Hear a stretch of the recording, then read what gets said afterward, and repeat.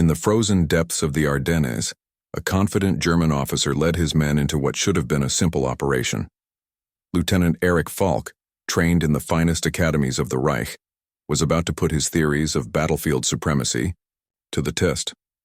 A routine ambush on an American supply route turned into a brutal lesson when hidden sharpshooters opened fire, and the snow-covered silence was shattered by the thunder of precision mortars. Erik Falk wasn't your typical German officer. For years he had trained in Dresden's elite military academy, mastering strategy and discipline, believing war was a chessboard where superior tactics guaranteed victory. He had never faced the kind of men who thrived in chaos. When Sergeant Red O'Malley's first shot dropped one of Falk's soldiers, the Germans had no idea they had walked into a trap. As Falk scrambled to execute his textbook countermeasures, he realized, too late, the Americans weren't following any rule book. Every move he made had already been anticipated. The hunters had become the hunted. What began as a simple flanking maneuver would spiral into a desperate fight for survival. The Ardennes would become Falk's crucible, where the cold truth of war would strip away every illusion he had about strength, superiority, and control. By the time the blizzard cleared, neither he nor the men who pursued him would ever see battle the same way again.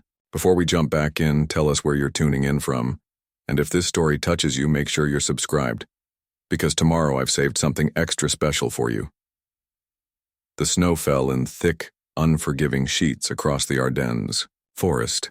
Lieutenant Erik Falk moved with practiced precision, his boots finding purchase in the ice-crusted terrain where others stumbled. Behind him, 20 men of the Wehrmacht followed in tight formation, their breath forming clouds that dissolved into the winter air. 3 kilometers to the American supply route, Lieutenant, Corporal Dietrich Brandt murmured, his weathered face partially obscured by a frosted scarf. Unlike the others, Brandt moved with the cautious rhythm of a man who had seen real war, not the kind taught in academies. Falk nodded sharply. We'll reach position by 0600. The Americans won't expect a flanking maneuver in this weather. His voice carried the crisp confidence of theory, of calculations made over maps in warm command tents. 2 years at the officer academy in Dresden had taught him that war was an equation. Proper application of force multiplied by superior tactical positioning equaled victory. Simple mathematics. Brandt's eyes, however, revealed doubt. With respect, sir, I've encountered these Americans before. They're adaptable. Adaptable? Falk almost smiled. Improvisation is the refuge of the unprepared, Corporal. The Reich's strength lies in precision, in discipline.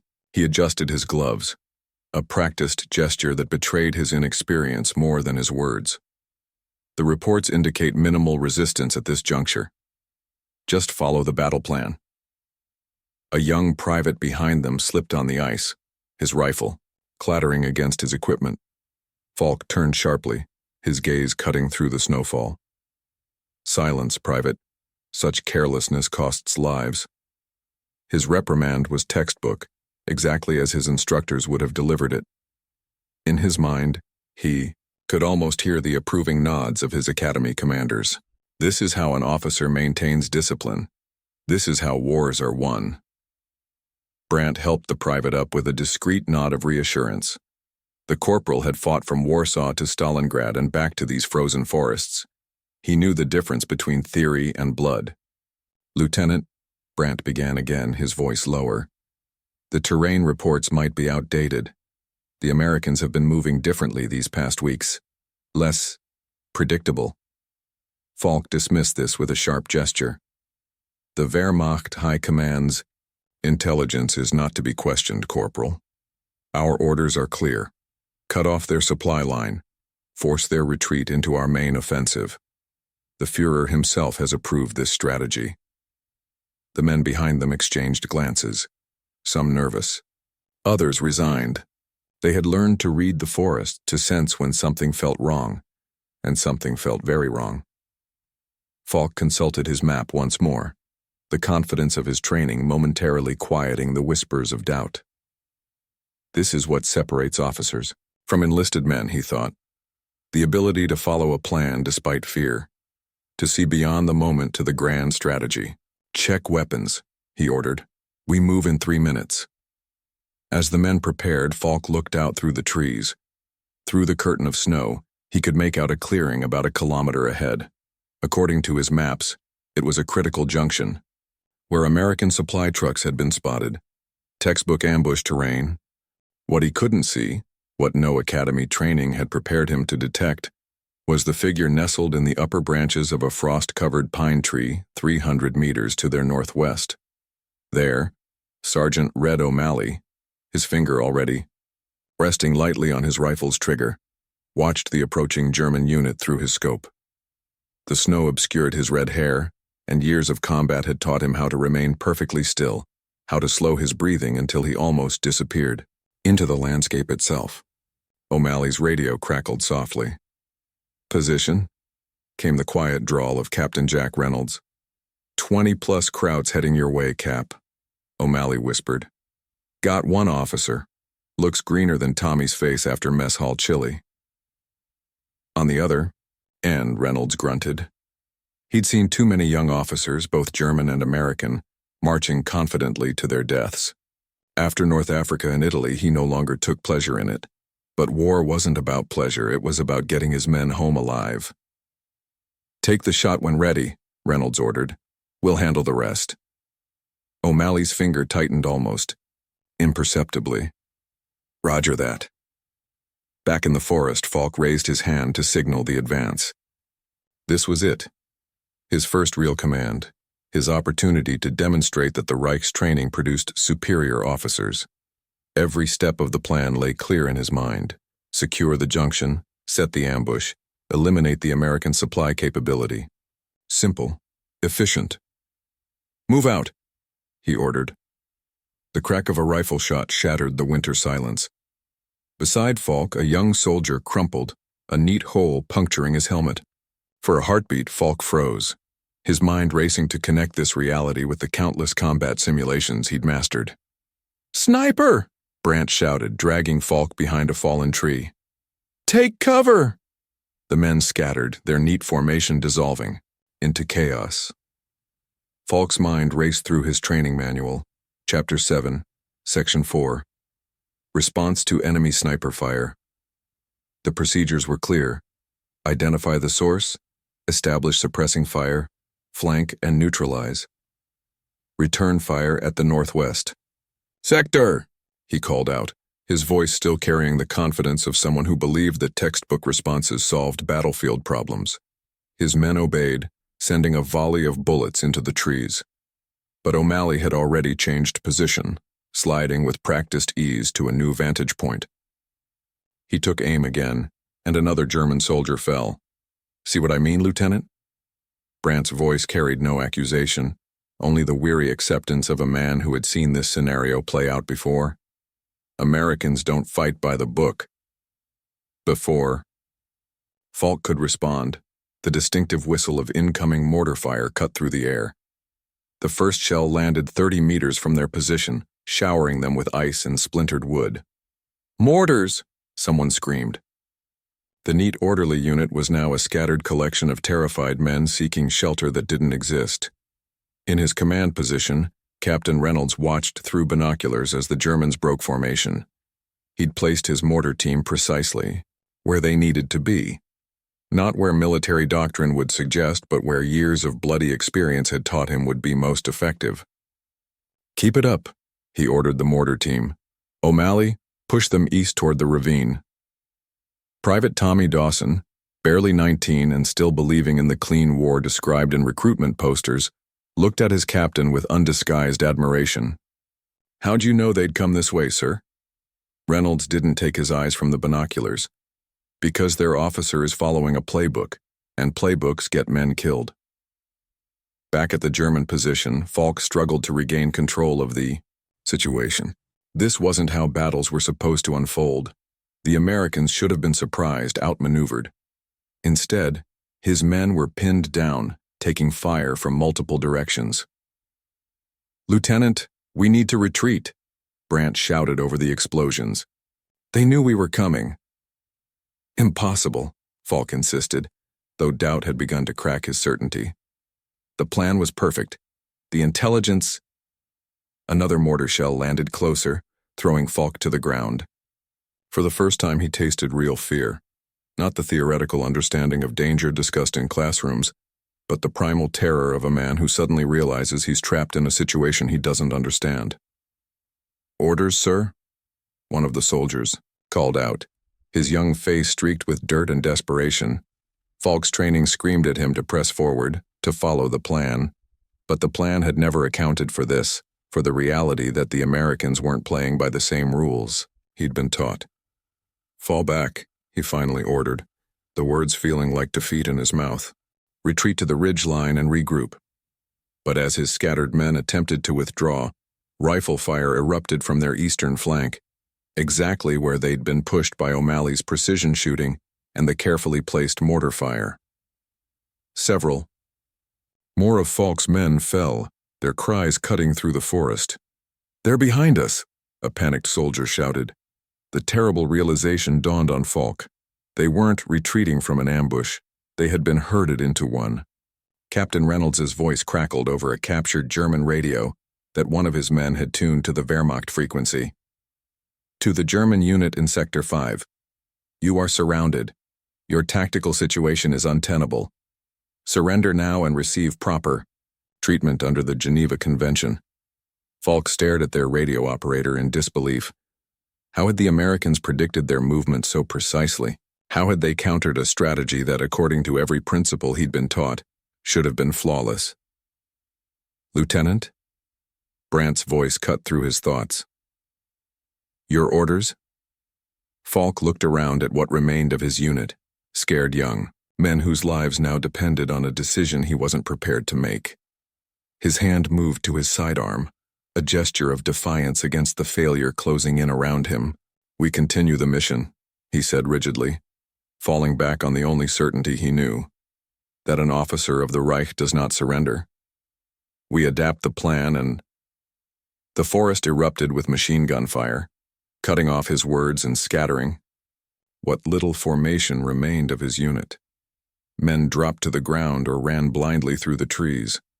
The perfect military equation that Falk had relied on had collapsed into variables he couldn't control.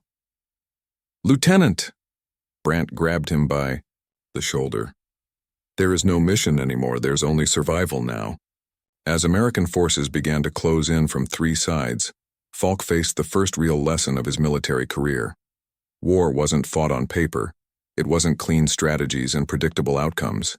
It was chaos and blood, and the brutal reality that sometimes all the training in the world couldn't prepare you for the unpredictability of men who fought not by doctrine, but by instinct. With his unit fragmented and surrounded, Lieutenant Erik Falk would now have to survive. Not as a textbook soldier, but as a man caught in the merciless machinery of a war that followed no rules but its own. The world had become white noise, gunfire, shouting, and the constant hiss of snow. Lieutenant Erik Falk crouched behind a fallen pine, his breath coming in ragged clouds that dissipated into the worsening blizzard. Around him, the remnants of his once proud unit huddled in terrified silence. 8 men remained from the original 20. The others were dead, wounded, or scattered. "Status report," Falk demanded, his voice tight with the effort to maintain composure. His training had never covered this. Total tactical collapse within minutes of engagement. Corporal Brandt crawled to his side, ice crusting his eyebrows. "Radio's destroyed, sir. Schaefer and Weber are wounded but mobile. The rest—" He gestured vaguely to the shell-shocked faces around them. Boys, most of them. Boys who had expected to fight a war of clear objectives and honorable victories, not this brutal game of cat and mouse. "We need to establish contact with headquarters," Falk insisted, clinging to procedure. "Without new orders—" "With respect, Lieutenant," Brandt interrupted. "New orders won't help us if we're dead." He gestured toward the forest where American fire had come from. "They're hunting us now. We need to move." Something twisted in Falk's chest, a mixture of indignation and dawning fear. Officers didn't get afraid. Officers maintained control, adapted to changing circumstances, protected their men. But his men were dying, and his carefully structured world of military doctrine offered no solution. "Very well," Falk conceded, pulling out his map. We'll withdraw northeast, following the ridgeline to... A sharp crack echoed through the trees, and another soldier crumpled silently, a neat hole in his temple. The men scattered instinctively, pressing themselves into the snow. Tree line 300 meters, Brandt hissed, pointing toward a thicker stand of pines. Move in pairs, 5-second intervals.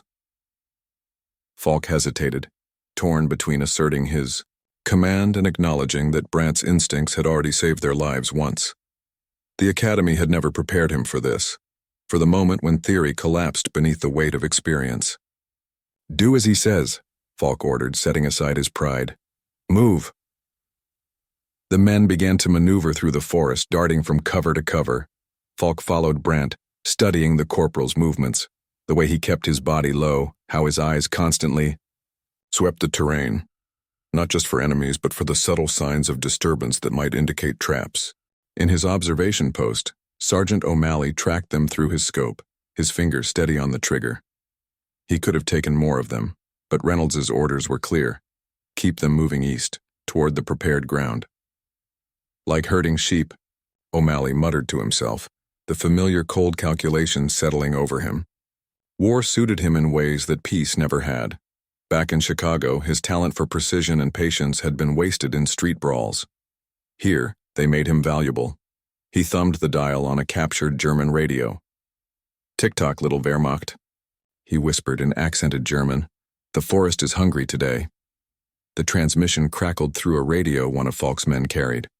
The soldiers exchanged nervous glances, their training insufficient against this psychological assault. "Ignore it," Falk commanded, but he too felt the chill of the American's voice. How had they accessed the German frequency? How much else? Had they anticipated? They moved deeper into the forest, the blizzard intensifying around them. Visibility dropped to mere meters, and the cold seeped through their uniforms, numbing fingers and dulling reflexes. Falk consulted his compass, desperately, trying to maintain their bearing toward what he hoped was safety. "This way," he said, pointing toward a narrow path between the trees. "It should lead us to the secondary rendezvous point." Brandt grabbed his arm. "No, Lieutenant." Falk stiffened, unused to being contradicted so directly. "Corporal, I have given an order, and I'm asking you to reconsider." Brandt's voice was low, urgent. "Look at the snow on that path, it's too even." "What are you talking about?" "It's been cleared." Brandt pointed to the subtle differences Falk had missed, the lack of debris, the faint discoloration. "Americans. They want us to take that route." Falk stared, seeing nothing at first, then slowly recognizing the signs his training had never taught him to look for. The path wasn't natural. It was a funnel, leading them precisely where the enemy wanted. "How did you—" "2 years on the Eastern Front," Brandt replied grimly. "The Russians taught me what isn't in the manuals."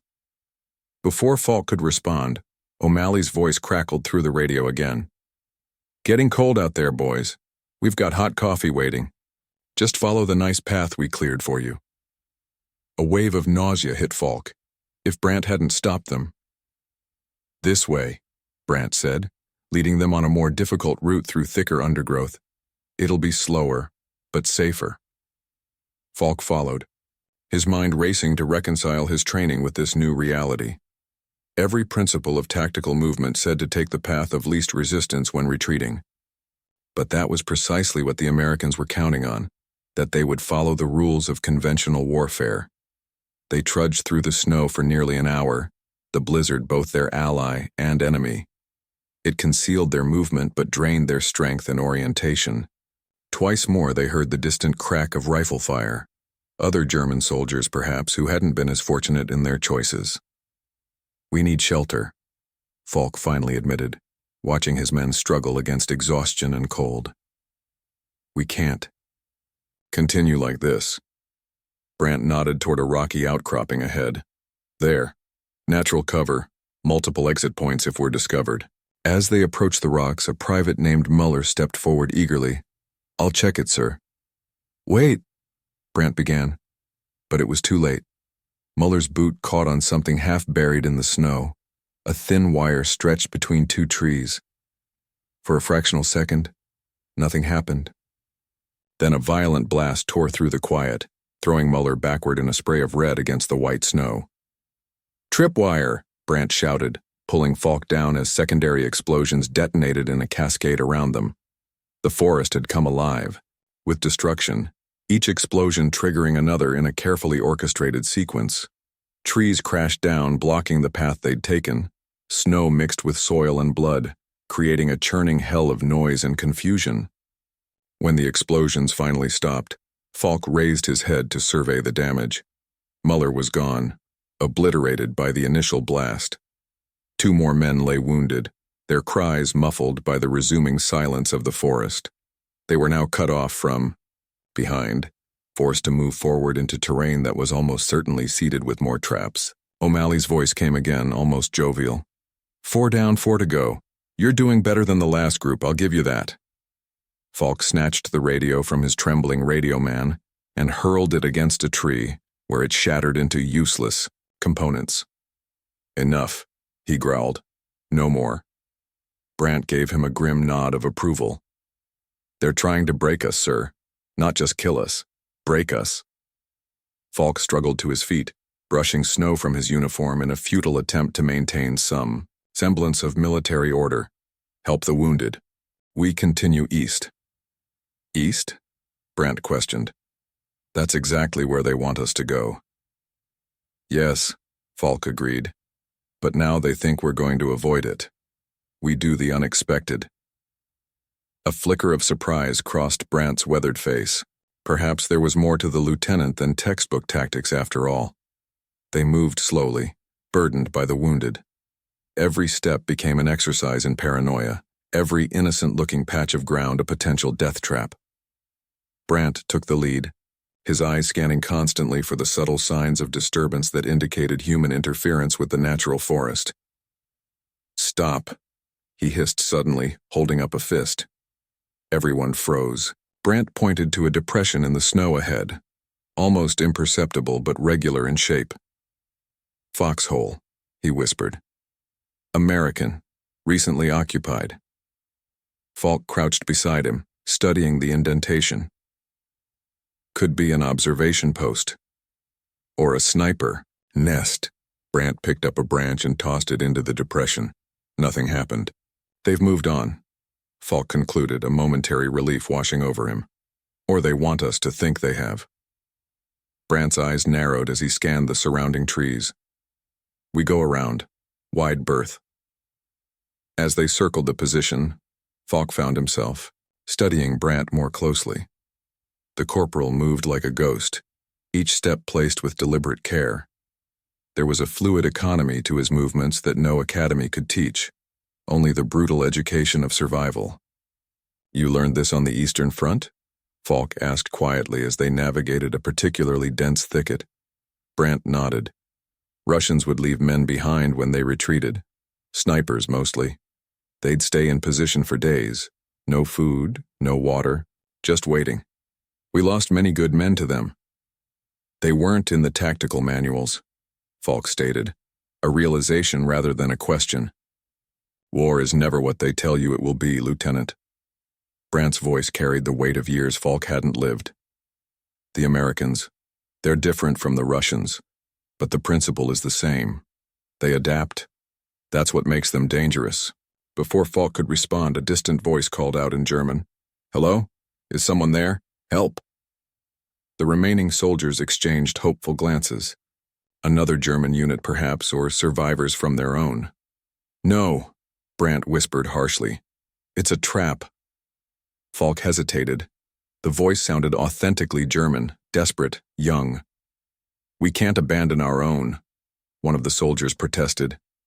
The voice called again, more urgent. "Please, I'm wounded." Brandt turned to Falk, his eyes hard. "Your decision, Lieutenant.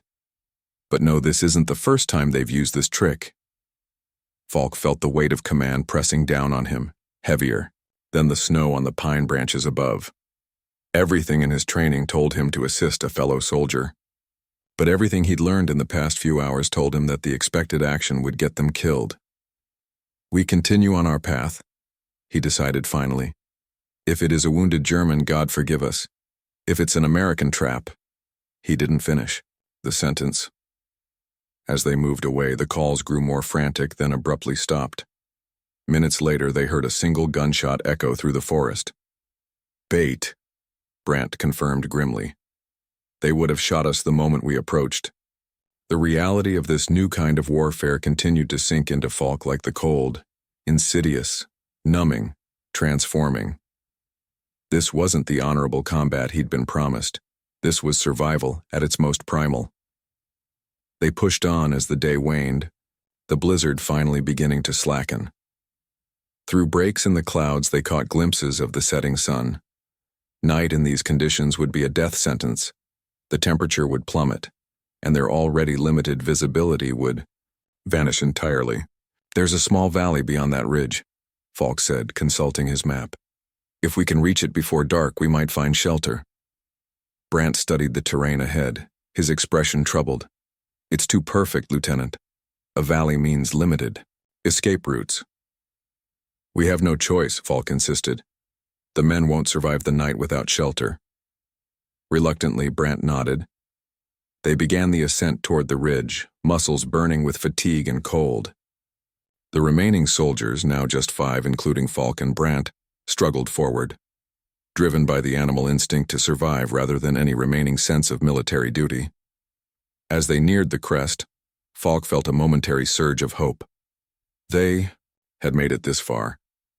Perhaps they could outlast the American pursuit, find their way back to German lines by morning. The first warning was subtle, a metallic glint half buried in the snow at Falk's feet. By the time he recognized it, his boot was already coming down. "Mine!" Brandt shouted, diving toward Falk. The explosion tore through the twilight, blinding and deafening. Falk felt himself lifted and thrown as if by a giant hand. Pain exploded through his body, followed by an eerie, floating sensation. The last thing he saw before darkness claimed him was Brandt's face, streaked with blood, mouth moving in words he couldn't hear. In the seconds before consciousness fled, Lieutenant Erik Falk had a single, crystal-clear thought. Everything he had been taught was a lie. War wasn't clean or honorable or predictable. It was chaos and blood and the brutal calculus of men who had abandoned rules in favor of survival. And then there was nothing but darkness. When awareness slowly returned, it came first as sensation. Pain throbbing through his left leg, rough fabric against his face, the smell of coffee and cigarettes. American cigarettes, with their distinctive sweetness. Falk forced his eyes open. He was lying on a cot in what appeared to be a small cabin. Daylight filtered through a grimy window. His uniform jacket was gone, as were his weapons. Rough bandages covered his left leg. As his vision cleared, he became aware of a figure sitting across from him, a man in an American uniform, watching him with calm, weathered eyes. "Welcome back, Lieutenant," Captain Jack Reynolds said, taking a slow drag from his cigarette. "We've got a lot to talk about." Lieutenant Erik Falk, 26 years old, graduate of the Dresden Officer Academy, top of your class. Captain Jack Reynolds took another drag from his cigarette, the ember briefly illuminating his weathered face in the dim cabin. "First combat command. Not going so well, is it?" Falk stared back, his posture rigid despite the pain radiating from his bandaged leg. A proper officer revealed nothing to the enemy. This much he remembered from his training. Name, rank, and serial number. Nothing more. "I am required to tell you only your name, rank, and serial number. Yes, I know the Geneva Convention." Reynolds waved his hand dismissively. "I'm not asking for military intelligence, Lieutenant. I already know your unit's objectives, strength, and deployment. What interests me is something else entirely." From his position against the far wall, Sergeant O'Malley snorted. "Don't waste your time, Cap. These academy types are all wind-up toys. You pull the string, they recite the manual." Falk's eyes flicked to O'Malley, taking in the American's casual posture, the confident way he cleaned his rifle, like a predator, maintaining its claws. There was something primal about the man that unsettled him. The cabin door opened. admitting a blast of cold air and a young American private who couldn't have been more than 19. He carried a tray of steaming mugs, his eyes widening when he saw Falk fully conscious. "Sir, the prisoner's awake," he stated unnecessarily, his gaze lingering on Falk's uniform, the iron cross visible at his collar. "Thank you for the update." "Dawson," Reynolds replied dryly. "Coffee?" He offered a mug to Falk, who hesitated, then accepted it with bound hands. The warmth against his palms was a small mercy in this undignified situation. "Where are my men?" Falk finally asked, his voice carefully controlled. "The ones who survived are being treated," Reynolds answered. "Your corporal took some shrapnel, protecting you from that mine. Tough old bastard." Relief flickered across Falk's face before he could suppress it. Brandt had survived. Against all logic, this mattered to him more than he would have expected a day ago. Private Dawson hovered, nearby, clearly fascinated by the German officer. "Sir," he ventured to Reynolds, "is it true they train for 4 years just to become lieutenants?" "Dawson," Reynolds sighed, "don't you have perimeter duty?" "Finished it, sir. Thought maybe I could help with the prisoner." O'Malley rolled his eyes. "Kid wants to study the enemy up close. Like going to the zoo, ain't it, Tommy?" Dawson flushed but didn't back down. "I just mean, we hear so much about their training, sir. Their discipline." "A lot of good it did them," O'Malley muttered. But Reynolds held up a hand. Actually, Dawson might be onto something. Reynolds turned his attention back to Falk. "Tell me, Lieutenant, what did they teach you about American forces at that academy of yours?" Falk took a sip of coffee, buying time. He knew this was a form of interrogation, even if not aimed at tactical information. Yet some part of him, the part that had been humiliated by the ambush, by the traps, by waking up a prisoner, wanted to engage. "They taught us that American soldiers lack discipline," he finally replied, his accent clipping the words, "that you rely on material superiority rather than tactical excellence, that your officers are promoted based on politics rather than merit." O'Malley laughed humorlessly. "And how's that assessment working out for you so far?" "One engagement doesn't invalidate proven military doctrine," Falk countered stiffly. "No?" Reynolds leaned forward. "Let me tell you what I see, Lieutenant. I see a young officer who was taught that war is a chess game. Precise movements, predictable outcomes. But war isn't chess. It's not even a game." "War is chaos," came a voice from the doorway. Falk turned to see Corporal Brandt being helped into the cabin by an American medic. His shoulder was heavily bandaged and his face was gray with pain, but his eyes were clear. "Ah, Corporal." Reynolds nodded. "Join our little discussion. Your lieutenant and I were just comparing military philosophies." Brandt was lowered to a bench near the stove. He eyed Falk carefully before speaking. "Lieutenant Falk is an excellent officer by our standards. It's the standards that are flawed." Falk felt a spike of indignation. "Corporal?" "With respect, sir," Brandt continued, "I've seen more combat than anyone in this room. 3 years on the Eastern Front, another in Italy, now here." He looked around at the Americans. "Your men fight differently, not better or worse, differently. We train to follow orders without question. You train to take initiative when orders fail." Reynolds nodded slowly, studying Brandt with newfound respect. "Precisely." Dawson was watching the exchange with wide eyes, absorbing every word. Falk recognized the look. It was the same one he'd had during his first year at the academy, eagerly consuming the wisdom of his instructors, believing in the perfection of theory.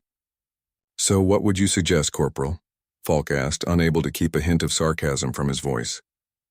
"That we abandon discipline entirely? Fight like—" He glanced at O'Malley. "Common street thugs?" O'Malley's expression darkened, but Reynolds held up a hand before he could respond. "Tell me something, Lieutenant," Reynolds said conversationally. "When that first shot took out one of your men, what did you do?" Falk hesitated, remembering the moment. "I ordered return fire at the northwest sector." "By the book," Reynolds nodded. "And how did that work out?" We Lost sight of the sniper. Lost sight of me, O'Malley corrected with a predatory smile. Because I was already gone. You fired at shadows while I changed position. And when the mortars started falling, Reynolds continued. What was your next move? No, let me guess. You attempted to identify the firing position to call in counter-battery fire. Falk's silence was answer enough. Meanwhile, I was moving my men to cut off your retreat. Not because that's what the manual says to do, because that's what the terrain and the moment demanded. It was a trap from the beginning, Falk realized. Aloud. Life is a trap, Lieutenant, Reynolds replied. The question is whether you stick to the path you were told to follow, or whether you adapt when you see the wire. Outside, the wind had picked up again, howling around the cabin's corners. Night had fallen completely now, shrouding the forest in darkness. Somewhere in that darkness, Falk knew, the war continued, the great machine of destruction grinding on without him. Why are you telling me this? Falk finally asked. What do you want from me? Reynolds crushed out his cigarette. Nothing.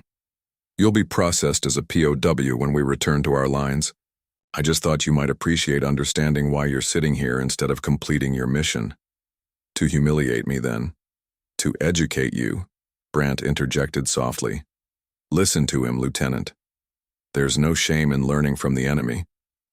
Falk turned away, staring at the cabin wall.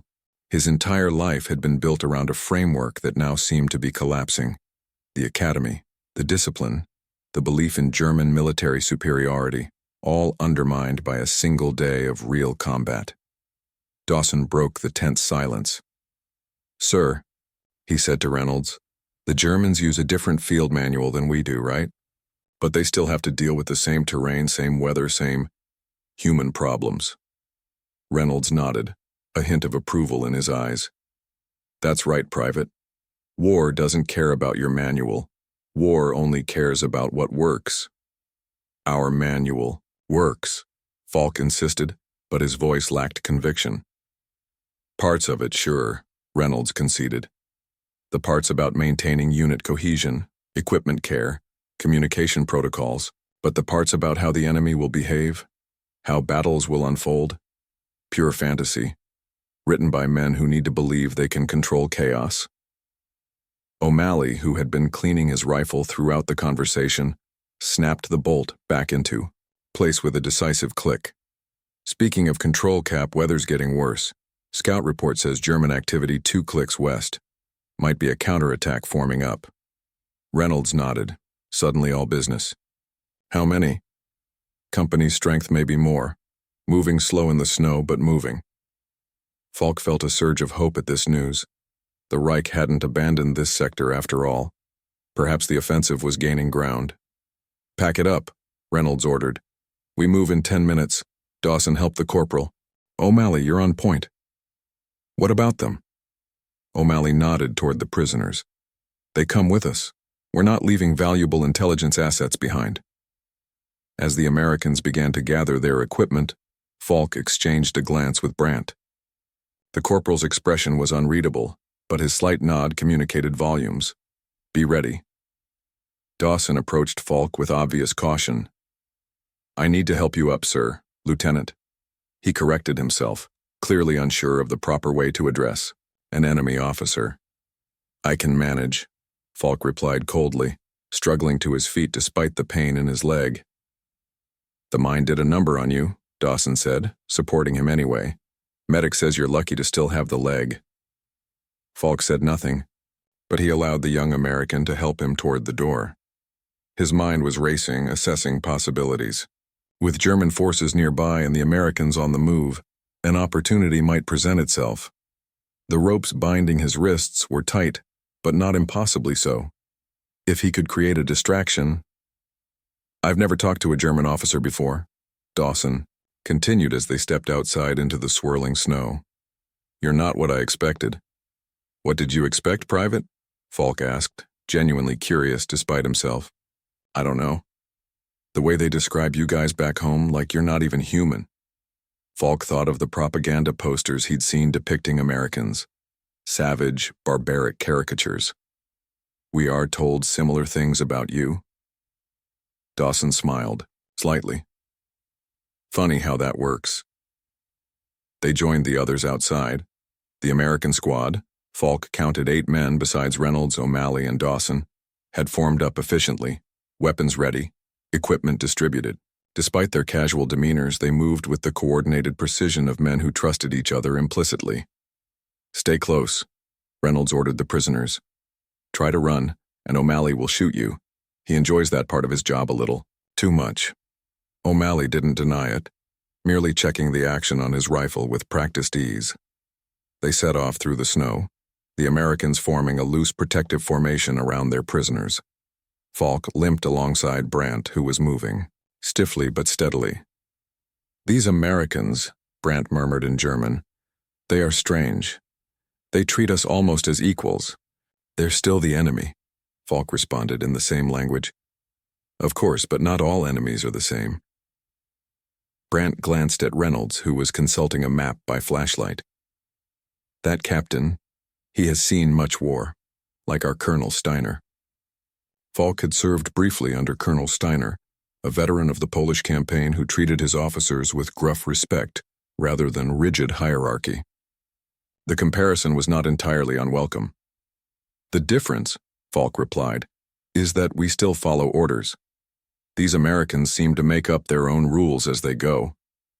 And yet they captured us, not the other way around," Brandt pointed out, mildly. They fell silent as O'Malley glanced back suspiciously. The party continued through the forest, the snow crunching beneath their boots. Visibility was poor, but the Americans moved with confident familiarity through the terrain. Clearly they had studied this area thoroughly before Falk's unit had even received their orders. After nearly an hour of difficult travel, Reynolds called a halt. The sound of distant artillery fire echoed through the forest, the German counterattack, making progress. 5-minute break, Reynolds announced. "O'Malley, what's our best route to avoid the advancing units?" As the sergeant conferred with his captain, Falk subtly tested the ropes binding his wrists. They had loosened slightly with movement and the dampness of the snow. A few more minutes of working at them. Dawson approached again, offering a canteen. "Water?" Falk accepted with a nod, watching the young private carefully. Of all the Americans, Dawson seemed the most approachable, and potentially the most vulnerable. "How long have you been in combat, Private?" Falk asked conversationally, working at his bindings behind his back. 3 weeks, Dawson admitted. "This is my first real assignment. And what did you do before the war?" "Worked my family's farm in Kentucky." Dawson's eyes softened with the memory. "Nothing exciting, just crops and livestock. Yet here you are, thousands of miles from home, fighting in a foreign forest." Dawson shrugged. Duty called, had to answer. There was something in the simple declaration that resonated with Falk. For all their differences, perhaps they weren't so dissimilar after all. Young men caught in the machinery of powers greater than themselves. "Keep moving," Reynolds ordered, and the group resumed their trek. The night deepened around them, the forest becoming a maze of shadows and snow. The artillery fire grew louder, punctuated now by the distinctive chatter of machine guns. The German counterattack was gaining momentum. Falk felt the ropes give slightly. A few more minutes and his hands would be free. He glanced at Brandt, who seemed to sense his intentions, and gave an almost imperceptible shake of his head. Not yet.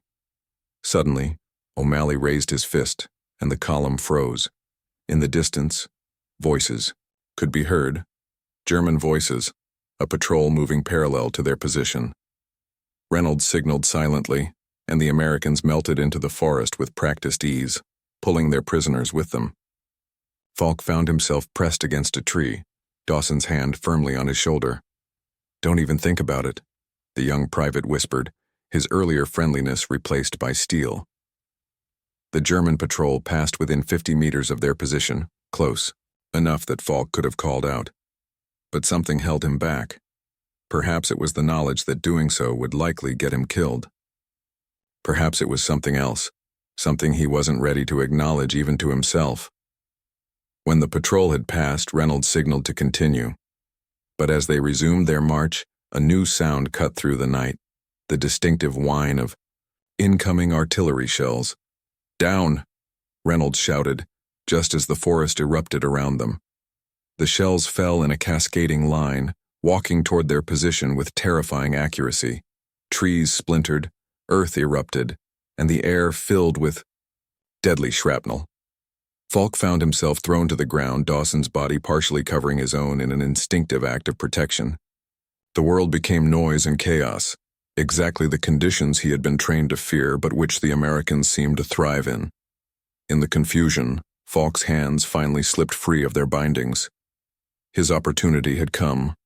The Americans were scattered, disoriented by the barrage. Freedom was just a dash away. He shoved Dawson aside and staggered to his feet. But as he turned to run, he saw Brandt still on the ground, pinned beneath a fallen branch, his face contorted in pain. "Lieutenant," Brandt called out, "help me." Falk hesitated, torn between escape and loyalty. In that moment of indecision, O'Malley materialized from the smoke, his rifle aimed squarely at Falk's chest. "Go on," the American sergeant challenged, his finger tightening on the trigger. "Give me a reason." Another shell landed nearby, showering them with debris. O'Malley didn't flinch, his aim unwavering despite the chaos. "Sergeant," Reynolds's voice cut through the din, "get them moving. Now." O'Malley's eyes remained locked on Falk. "Your call, Lieutenant. Run and die, or live another day." In the split second of decision, Falk saw with perfect clarity the trap he had unwittingly set for himself. Freedom was an illusion. There was only survival now, and survival meant adapting to circumstances beyond his control. He knelt beside Brandt and began to lift the branch. "I'm not leaving you, Corporal." O'Malley watched for a moment longer, then lowered his rifle slightly to help. Together they freed Brandt and hauled him to his feet as the artillery continued to fall around them. "Incoming!" someone shouted, and Falk looked up to see a shell arcing directly toward their position. There was no time to run, no time to think. The world exploded in a flash of blinding light, and Lieutenant Erik Falk was thrown violently into darkness once more. The world returned in fragments, the metallic taste of blood, the ringing in his ears, the weight of soil across his body. Lieutenant Erik Falk blinked away dirt and confusion, struggling to orient himself in the aftermath of the explosion. The artillery barrage continued, but distant now, its thunderous rhythm marking time like a deadly metronome. He pushed himself up, wincing as pain lanced through his already wounded leg. Around him, the forest had been transformed into a hellscape of broken trees and cratered earth. Dense smoke hung in the air, illuminated by occasional flashes from distant explosions. "Brandt?" Falk called hoarsely. "Corporal Brandt!" A groan answered him from a few meters away. Falk limped toward the sound, finding Brandt half buried under loose soil. The corporal's face was streaked with blood, but his eyes were clear. "Are you wounded?" Falk asked, helping to dig him out. Brandt shook his head, spitting dirt. Stunned. "Where are the Americans?" Falk glanced around. The shell had scattered them. The immediate area showed no signs of Reynolds or his men.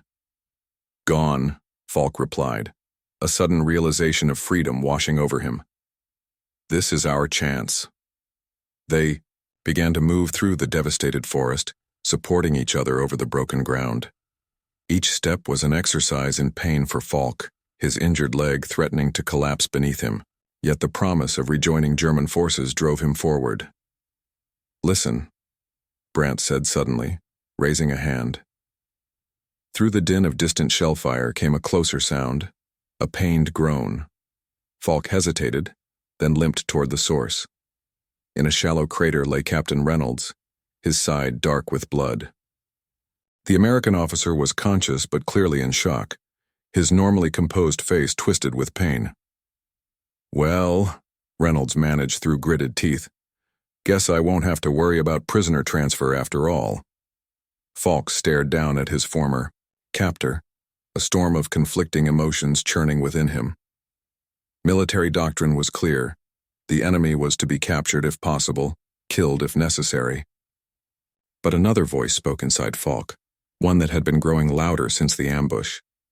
Reynolds was a wounded man, no different from any other wounded man Falk had seen. "Lieutenant," Brandt spoke quietly, "we need to move." "Yes," Falk agreed, but found himself kneeling beside Reynolds instead of walking away. He examined the wound. Shrapnel had torn through the American's side, leaving a ragged gash that bled steadily. "What are you doing?" Reynolds asked, suspicion edging his voice. "Field medicine was part of my training," Falk replied automatically, tearing strips from Reynolds' own first aid kit to form a pressure bandage. "This will slow the bleeding, but you need proper medical attention." Reynolds studied him with narrowed eyes. "Why help me?" It was a question Falk couldn't fully answer. Not to Reynolds, not to himself. Instead, he worked in silence, stemming the blood flow with efficiency born of practice. As if summoned by the conversation, a figure emerged from the smoke. Private Dawson, his young face transformed by dirt and blood into something older, harder. "Captain!" Dawson exclaimed, then froze at the sight of Falk and Brandt. His rifle came up instinctively. "Hold your fire, Private," Reynolds ordered weakly. "They're helping." Dawson lowered his weapon slightly, confusion evident in his expression. "Sir? I don't understand." "Neither do I," Reynolds admitted, "but I'm not complaining." He grimaced as Falk tightened the bandage. "Report." "O'Malley's gathering the men about 100 yards east," Dawson replied, his eyes never leaving the Germans. "We lost Miller and Thompson in the barrage. The rest are waiting for orders." Falk finished with the bandage and sat back on his heels. The moment of decision had arrived. They could still leave. Let the Americans fend for themselves and make their way to German lines. "Lieutenant," Brandt said quietly in German, "we should go." Falk nodded, but a thought kept him frozen in place. Where exactly would we go? To our lines, of course. And where are they? Falk gestured at the shattered landscape around them. "We have no map, no compass, no radio. The artillery has moved west, which means our forces are advancing. But advancing into what? We have no idea what territory they control or what American positions lie between us and them." Brandt's experienced eyes scanned the forest. "The lieutenant makes a valid point," he conceded. "We're in no man's land." Reynolds coughed, drawing their attention. "If you two are finished planning your escape," he said dryly, "I could use a hand standing up." Falk hesitated once more, then made his decision. He helped Reynolds to his feet, supporting the American's weight against his shoulder. "Why?" Reynolds asked again, his voice a harsh whisper. "Because right now, Captain, neither of us can afford ideological luxury," Falk replied with newfound clarity. "We're all trapped in the same hell." O'Malley arrived with the remaining Americans, 5 men, all showing signs of the battle. Their reactions upon seeing Falk and Brandt supporting their captain ranged from confusion to open hostility. "What the hell is this?" O'Malley demanded, his rifle immediately pointing at Falk's chest. "Stand down, Sergeant," Reynolds ordered. "They were escaping." "And yet here they are," Reynolds countered. "The lieutenant patched me up when he could have left me to bleed out." O'Malley's eyes narrowed with suspicion. "Why would a Kraut help you?" "Because, Sergeant," Brandt interjected calmly, "we are all in the same situation now, caught between your retreating forces and our advancing ones. None of us will survive this forest alone." A tense silence followed, broken only by the distant thunder of artillery. "They're coming with us?" one of the Americans asked incredulously. "They are," Reynolds confirmed. "And we need to move. Now. The barrage is shifting, which means Wehrmacht infantry won't be far behind." "Where exactly are we going, sir?" Dawson asked. "Our lines are being pushed back." Reynolds grimaced in pain as he surveyed their options. "East is a no-go. Germans are coming from the west. North leads to high ground. But that's where their observers will be directing artillery." "South," Falk suggested before he could stop himself. All eyes turned to him. "The valley system," he continued, gesturing with his free hand. It runs south for 3 kilometers before turning east again. It would provide cover from artillery and observation, and conveniently lead us away from your advancing comrades, O'Malley noted sarcastically. It's also likely to be heavily defended by your forces, Falk countered. I'm not suggesting this for German benefit. Reynolds considered, then nodded. South it is. O'Malley, take point. Dawson, help me. The rest of you keep an eye on our guests. They began their difficult journey through the shattered forest, moving as quickly as Reynolds's wound and Falk's injured leg would allow. The night had deepened, and the temperature continued to drop. Occasional flashes from distant artillery briefly illuminated their path. Why did you do it? Brandt asked quietly in German. Help the American captain? Falk considered the question. I'm not entirely sure, he admitted. It wasn't a calculated decision. That's precisely my point, Brandt replied with a knowing glance. For once you didn't calculate. You acted on instinct, human instinct. Ahead of them, Reynolds stumbled, nearly falling despite Dawson's support. Without thinking, Falk moved forward to help, earning a suspicious glare from O'Malley. I've got him, Dawson insisted, though he was clearly struggling with the captain's weight. You're exhausted, Private, Falk pointed out. Let me help.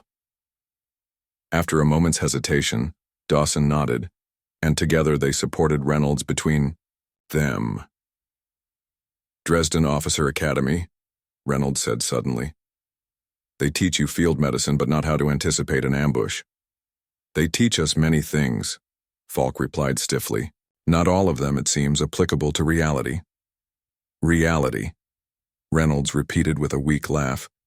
That's the bitch of it, isn't it? War on paper versus war in the flesh. They continued in silence for a time, the only sounds their labored breathing and the crunch of snow beneath their boots. The artillery had grown more distant, but small arms fire could now be heard, sporadic at first, then more sustained.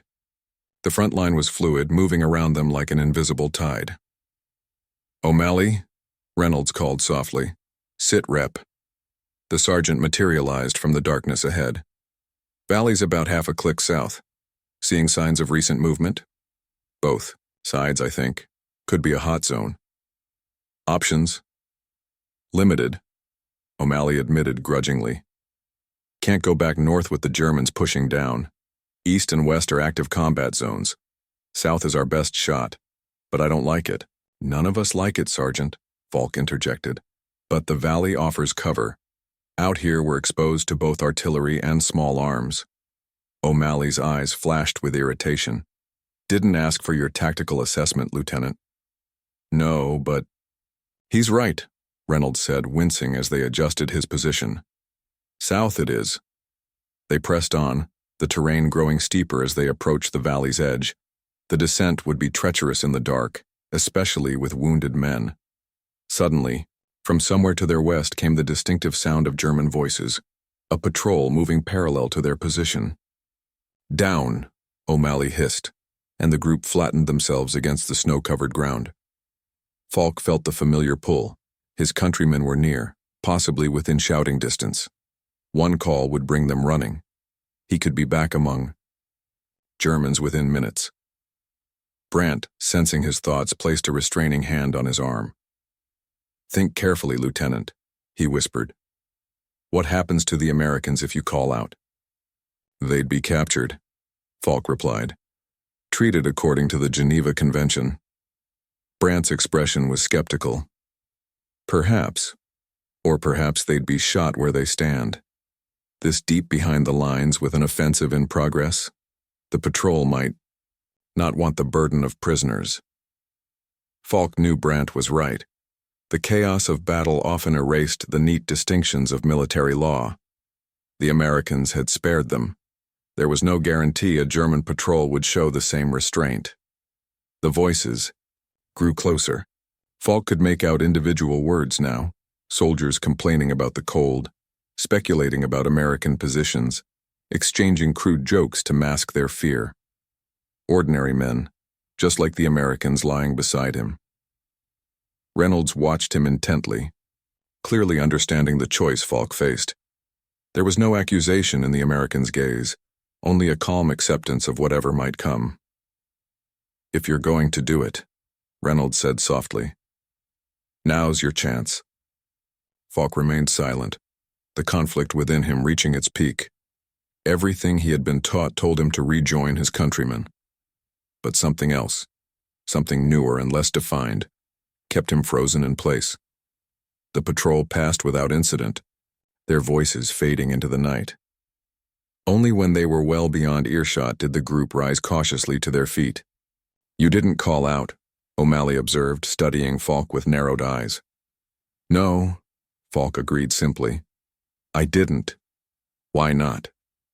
Falk had no answer that would satisfy the American sergeant, or himself for that matter. He merely shrugged and returned to helping support Reynolds. They reached the edge of the valley, looking down into darkness. The descent would require careful navigation. A steep slope covered in snow and ice, with treacherous drops partially hidden by the night. "One at a time," Reynolds ordered. "O'Malley, first to secure the bottom. The rest follow at intervals." "What about the captain?" Dawson asked, concern evident in his voice. Reynolds grimaced. "I can manage with help." "I'll go with him," Falk volunteered, earning surprised looks from everyone. "My leg is already injured. If anyone should risk the descent with a wounded man, it should be me."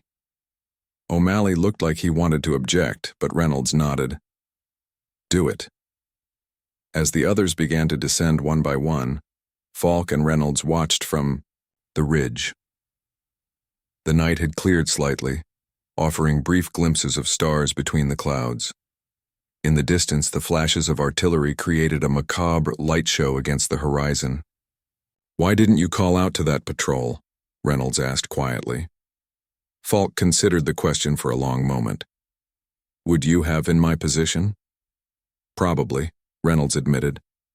"But that doesn't answer my question." "No," Falk agreed. "It doesn't." He paused, searching for words. Perhaps I'm beginning to see that uniforms don't define everything." Reynolds studied him in the darkness. "That's a dangerous realization for a soldier, Lieutenant." "Yes." Falk nodded. "I'm starting to understand that."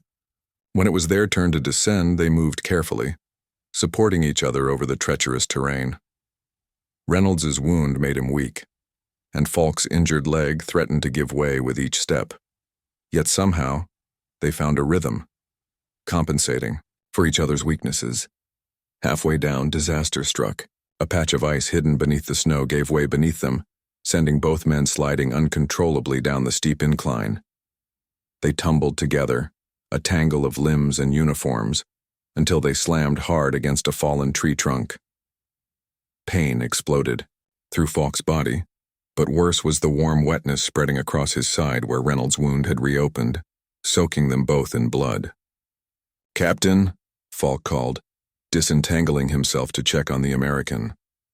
Reynolds was conscious but barely, his face gray with shock and blood loss.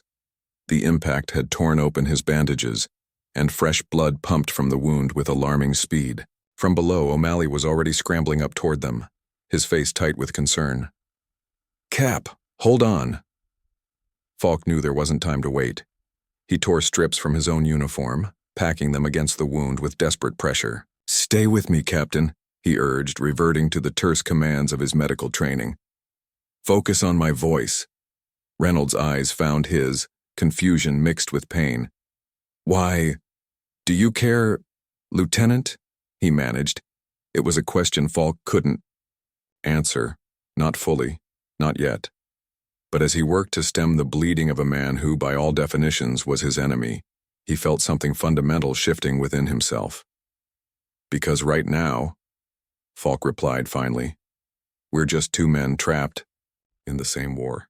O'Malley reached them, his face showing naked fear at the sight of his captain's condition. Without a word, he joined Falk in applying pressure to the wound. For a brief, surreal moment, German and American worked side by side, their shared purpose, transcending the boundaries of uniform and allegiance. In that moment, Lieutenant Erik Falk made a choice that would have been unthinkable just days ago, a choice based not on ideology or training, but on the simple human recognition that survival sometimes required setting aside everything he thought he knew. "We need to get him down to level ground," Falk said decisively. "Carefully. Every movement will make the bleeding worse." O'Malley looked at him with a mixture of suspicion and grudging respect. "Why are you doing this, Kraut?" Falk met his gaze steadily. "Because it needs to be done, Sergeant. The rest we can figure out later." Together they lifted Reynolds and began the delicate process of carrying him down the remaining slope. Behind them the war raged on, German and American forces fighting for reasons that suddenly seemed distant and abstract. Here, in this small pocket of shared humanity, something else had taken precedence: the basic instinct to preserve life, regardless of the uniform it wore. Dawn crept across the valley floor, pale and uncertain, illuminating the strange tableau of enemies turned reluctant allies. Reynolds lay on a makeshift stretcher, his face ashen, but eyes alert. The bleeding had slowed, but his condition remained precarious. Around him, Americans and Germans alike huddled in the meager shelter of a rocky overhang, their breath visible in the bitter morning air. Lieutenant Erik Falk stood at the edge of their shelter, scanning the ridgeline. The morning light revealed what darkness had hidden. The valley was a natural trap, its steep walls offering protection from artillery, but also limiting escape routes. Above them, German patrols would be sweeping the forest, pushing toward their position. "We need to move," Falk announced, turning back to the group.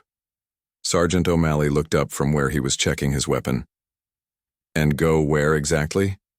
"In case you haven't noticed, Lieutenant, we're surrounded by your people." "They're not my people at the moment, Sergeant," Falk replied evenly. "To them, I'm standing with the enemy." "Lieutenant," Brandt said quietly in German, his weathered face troubled. "A word." They moved several paces away, though still within sight of the watchful O'Malley. "What are we doing here?" Brandt asked, his voice low. "We help the American captain. He's stable. Now we should slip away while we can." "And go where?" Falk countered. "Up that ridge into the arms of a Wehrmacht patrol who might shoot us as deserters before asking questions? Or stay here with the Americans and at least have a fighting chance? Since when does a German officer consider remaining with the enemy a fighting chance?" Brandt's eyes narrowed. "This isn't like you, Lieutenant." "Perhaps I'm not the officer I was 3 days ago," Falk admitted. "The academy taught me that war follows rules, Corporal. That proper training and discipline would always triumph. But none of that helped us in that forest, did it?" Brandt studied him for a long moment, then nodded slowly. "You've changed, Lieutenant." "War changes everyone," Falk replied. "Some just take longer to notice it." They rejoined the others to find Reynolds attempting to sit up, his face contorted with pain. "Captain, you need to rest," Dawson urged. "Rest is a luxury we don't have, Private," Reynolds replied through gritted teeth. He looked up as Falk approached. "Your assessment, Lieutenant?" "We're vulnerable here," Falk stated. "German patrols will be moving down from the ridge soon. Standard procedure when securing territory after an artillery advance." Reynolds nodded. "O'Malley?" The sergeant finished reassembling his rifle before responding. "2 possible routes, east through the valley toward our lines, but that's at least 10 kilometers of open ground. Or southwest toward Wiltz. There's a resistance network there that might help." "Neither option works," Falk interjected. "The main German thrust is moving east. You'd be walking directly into it, and Wiltz is likely already occupied." "Then what do you suggest, Lieutenant?" O'Malley challenged. "There's a third option. The valley narrows 2 kilometers south. There's a network of hunting trails that lead to a river crossing. From there, it's possible to reach the Allied lines by approaching from the west, a direction your forces won't expect German troops to come from." "And how exactly do you know this?" O'Malley's suspicion was palpable. "Because it's on our tactical maps," Falk answered simply. "Those hunting trails were flagged as a potential infiltration route for Allied reconnaissance." Reynolds studied Falk's face as if searching for deception. "And what do you get out of this, Lieutenant? Why help us reach our lines?" "Because right now, Captain, survival matters more than which uniform I'm wearing." He glanced at Brandt, who gave him a small nod of understanding. "The war will continue with or without us, but perhaps we can ensure it continues without our corpses." "We'd be fools to trust him," one of the American soldiers muttered. "And bigger fools to stay here waiting to be found," Reynolds countered. "We'll try the hunting trails. But understand this, Lieutenant. At the first sign of betrayal, O'Malley will put a bullet in you without hesitation." "I wouldn't expect anything less, Captain," Falk replied evenly. The journey south was slow and grueling. Reynolds's stretcher required 4 men to carry, rotating in shifts as they navigated the increasingly narrow valley. The temperature had dropped further and thin flakes of snow began to fall, limiting visibility and coating the ground with a treacherous layer of ice. "You really believe this plan will work?" O'Malley asked quietly as they paused to check their bearings. "It's the best chance we have," Falk replied. "The hunting trails are narrow and difficult, but that's precisely why they won't be heavily guarded." The first sign of danger came shortly after midday. A single rifle shot echoed through the valley, followed by the distinctive sound of German voices shouting commands. "Patrol," Falk hissed, signaling for the group to take cover. They pressed themselves against the valley wall, hearts pounding as footsteps crunched through the snow above them. From their position, Falk could see a Wehrmacht patrol moving along the ridge, a standard 6-man unit conducting a sweep. "They haven't seen us yet," O'Malley whispered, "but they will if we keep moving through the open." Falk assessed their situation with growing dread. The patrol was precisely where they needed to go. The entrance to the hunting trails lay just beyond the ridgeline where the Germans now stood. Reynolds, from his position on the stretcher, caught Falk's eye. "Options, Lieutenant?" he asked softly. In that moment, Falk felt the weight of both his training and his new reality collide. The academy would have prescribed a clear solution: retreat, regroup, wait for the patrol to pass. But instinct told him that delay meant death. "We need a diversion," Falk decided, his mind racing ahead of doctrine. "Something to draw them away from the trailhead." "Like what?" Dawson asked. "Like me," Falk replied, already removing his officer's coat. "I'll approach them in uniform, claim I've been separated from my unit. While they're focused on me, the rest of you can move past the ridge to the trails." "That's suicide," Brandt objected immediately. "They'll either shoot you as a deserter or take you back to headquarters for questioning." "Not if I'm convincing," Falk countered. "I know the protocols, the passwords. I can keep them occupied long enough for you to slip by." "It won't work," O'Malley stated flatly.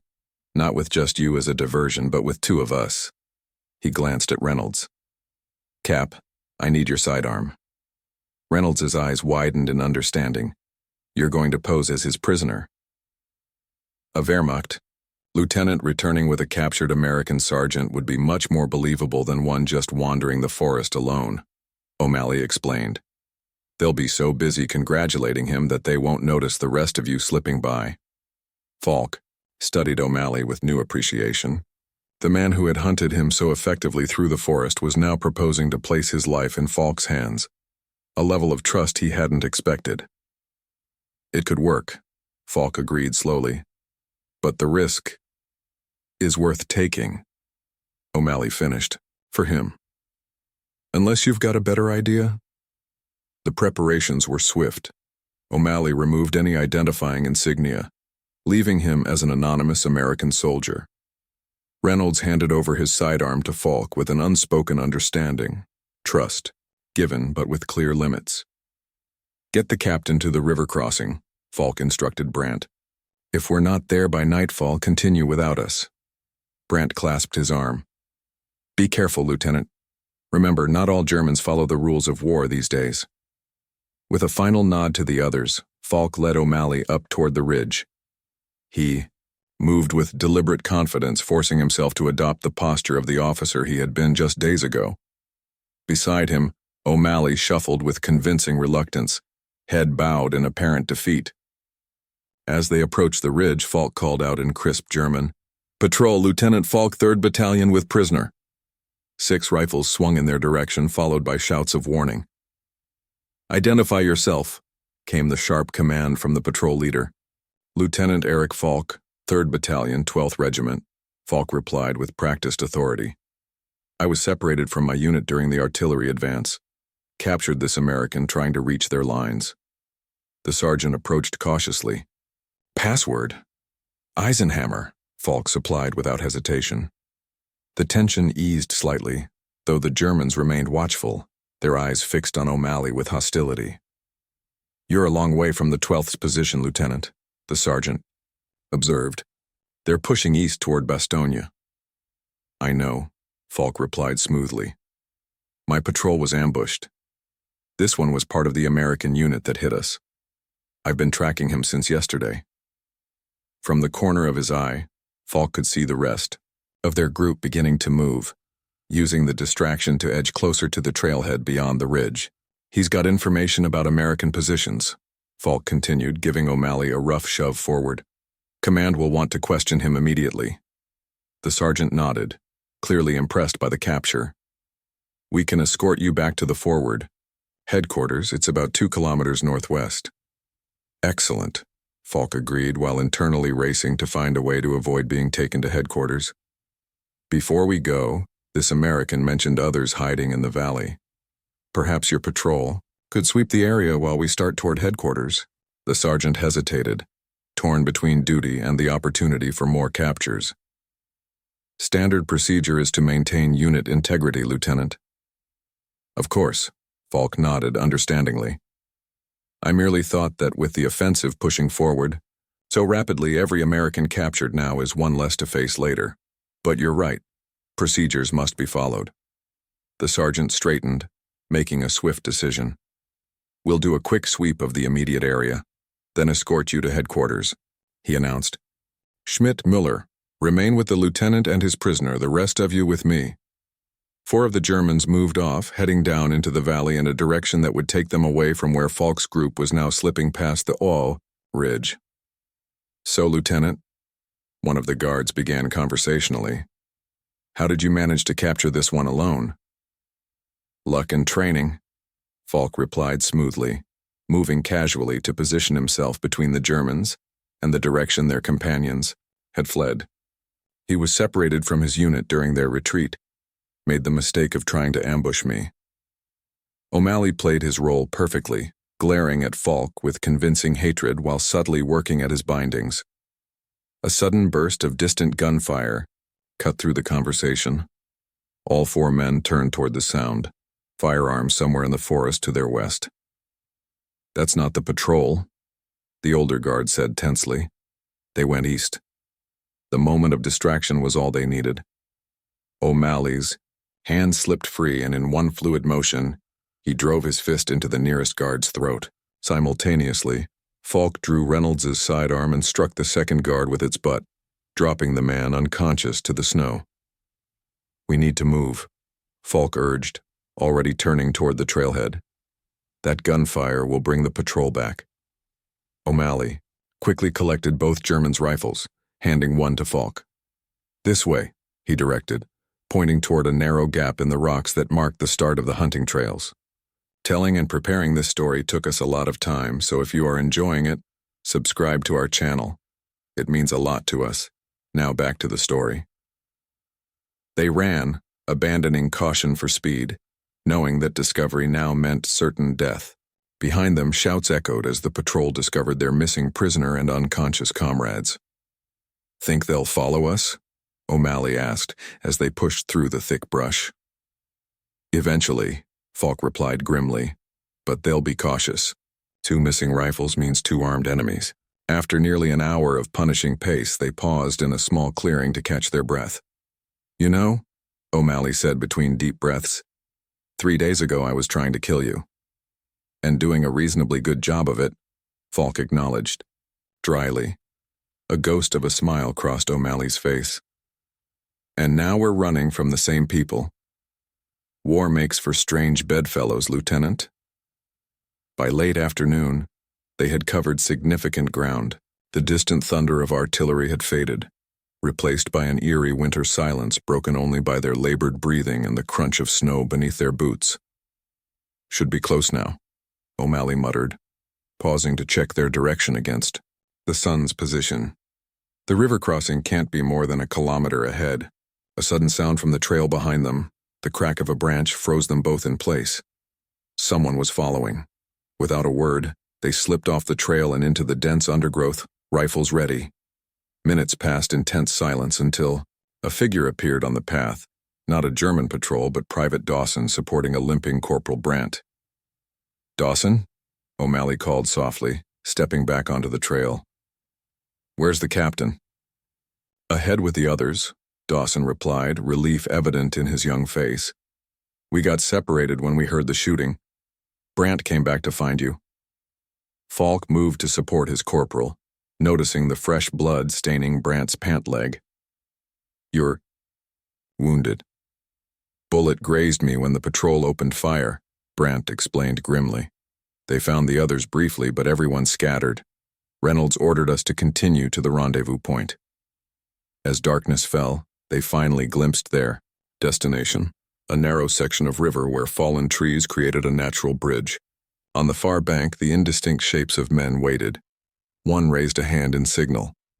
"That's Reynolds," O'Malley confirmed with obvious relief. They made it. They crossed the makeshift bridge carefully.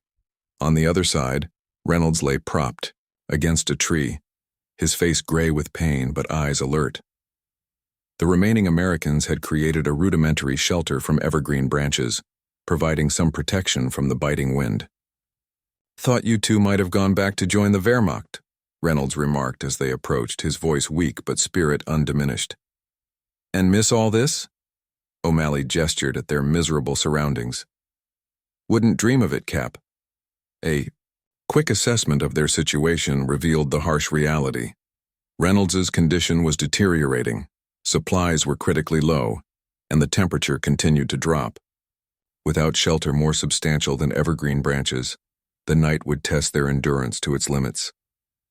"There's an old forester's cabin about a kilometer west," Brandt offered, wincing as Dawson bandaged his leg.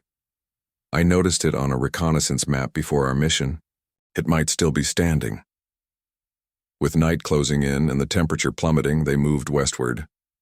Falk found himself at the front of the group alongside O'Malley, the two former enemies now working in wordless coordination. The cabin appeared, just as complete darkness settled. A small, weathered structure nestled among the trees.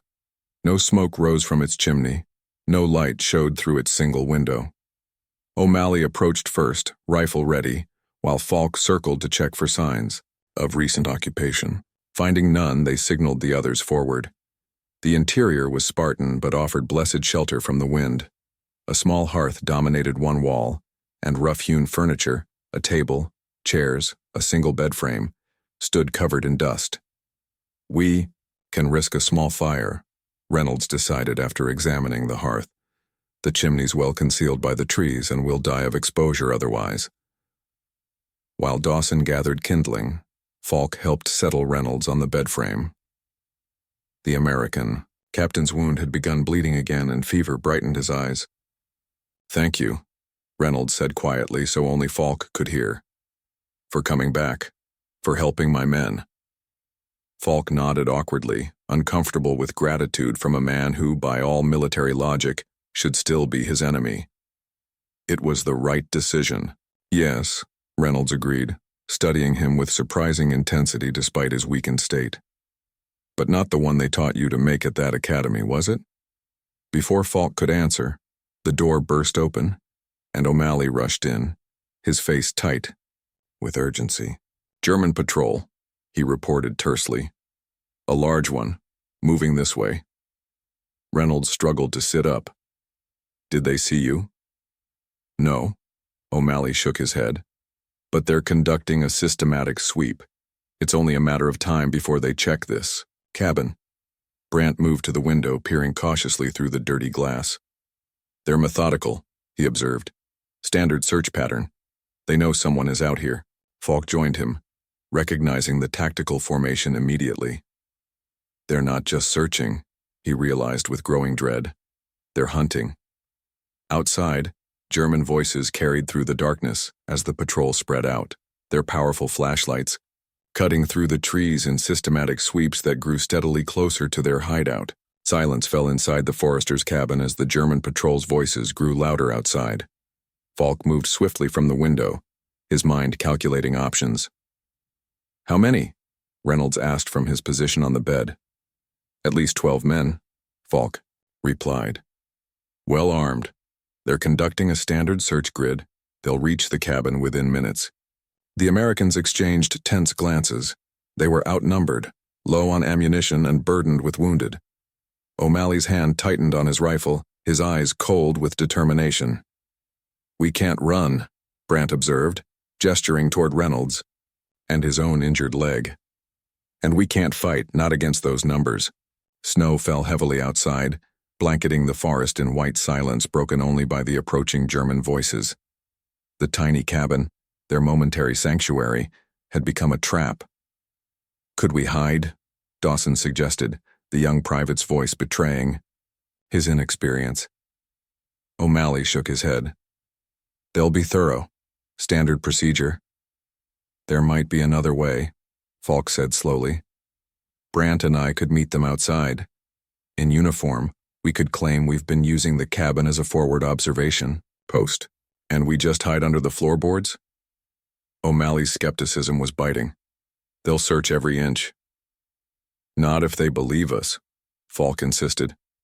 2 Wehrmacht soldiers properly deployed wouldn't raise suspicion. Reynolds studied him, eyes narrowed despite the fever that flushed his face. "And what's to stop you from simply rejoining them? Turning us in for a commendation?" The question hung in the air, giving voice to the unspoken tension that had shadowed their uneasy alliance. Before Falk could answer, Brandt spoke up. "Because the lieutenant gave you his word," he said simply, "and because we'd be dead already if that was his intention." The approaching voices grew louder. There was no time left for debate. "Do it," Reynolds decided, nodding to Falk. "But O'Malley stays by the door with a weapon trained on it. Any sign of betrayal?" "I understand," Falk acknowledged. He turned to Brandt. "Ready, Corporal?"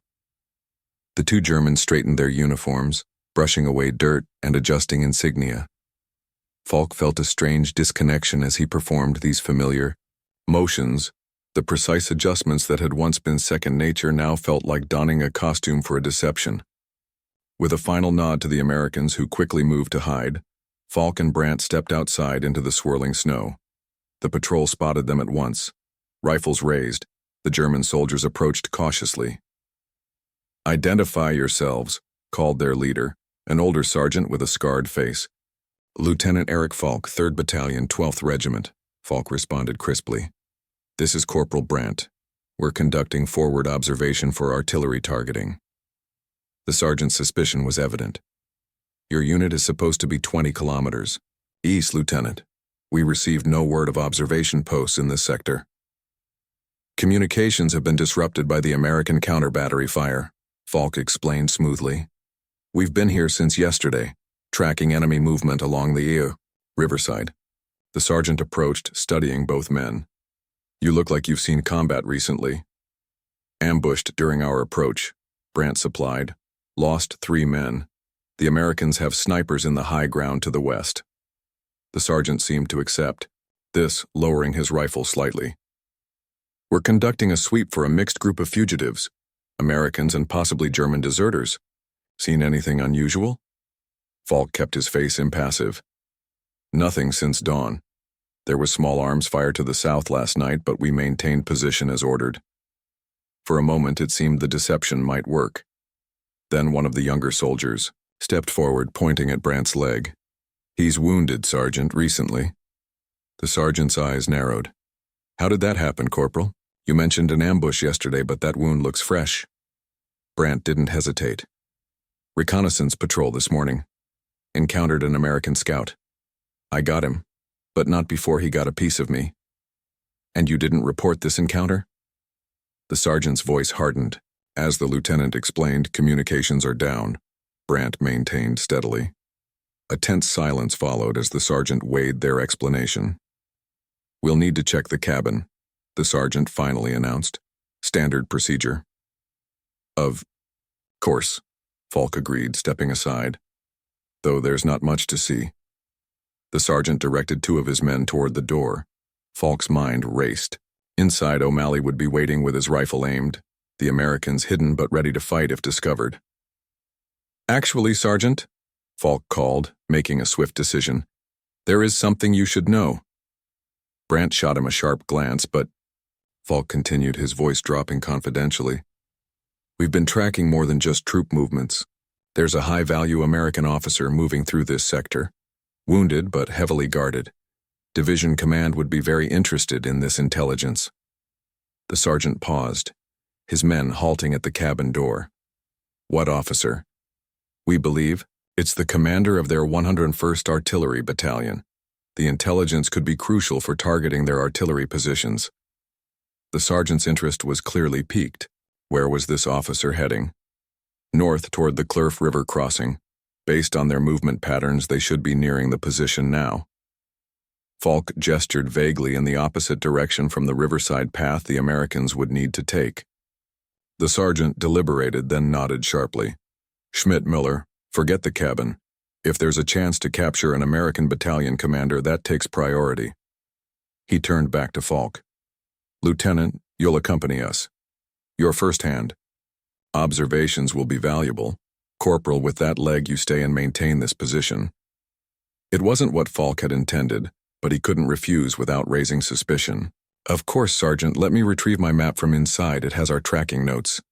Inside, O'Malley stood ready by the entrance, rifle aimed. The others emerged slowly from their hiding places. "They bought it partially," Falk explained quickly. "But they want me to go with them, to hunt for a fictional American officer I invented as a distraction." "They're splitting you up," Reynolds observed. "Divide and conquer." "I have no choice but to go with them," Falk replied. "If I refuse, they'll become suspicious and search the cabin anyway." "Then go," Reynolds decided. "Lead them away. Brandt stays here as planned." "And if he doesn't come back?" O'Malley asked. Bluntly, his rifle still half raised.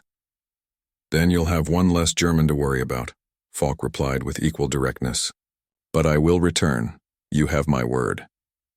"Your word," O'Malley repeated, his tone making clear how little that meant to him. "The word of a Wehrmacht officer." "No," Falk corrected him quietly.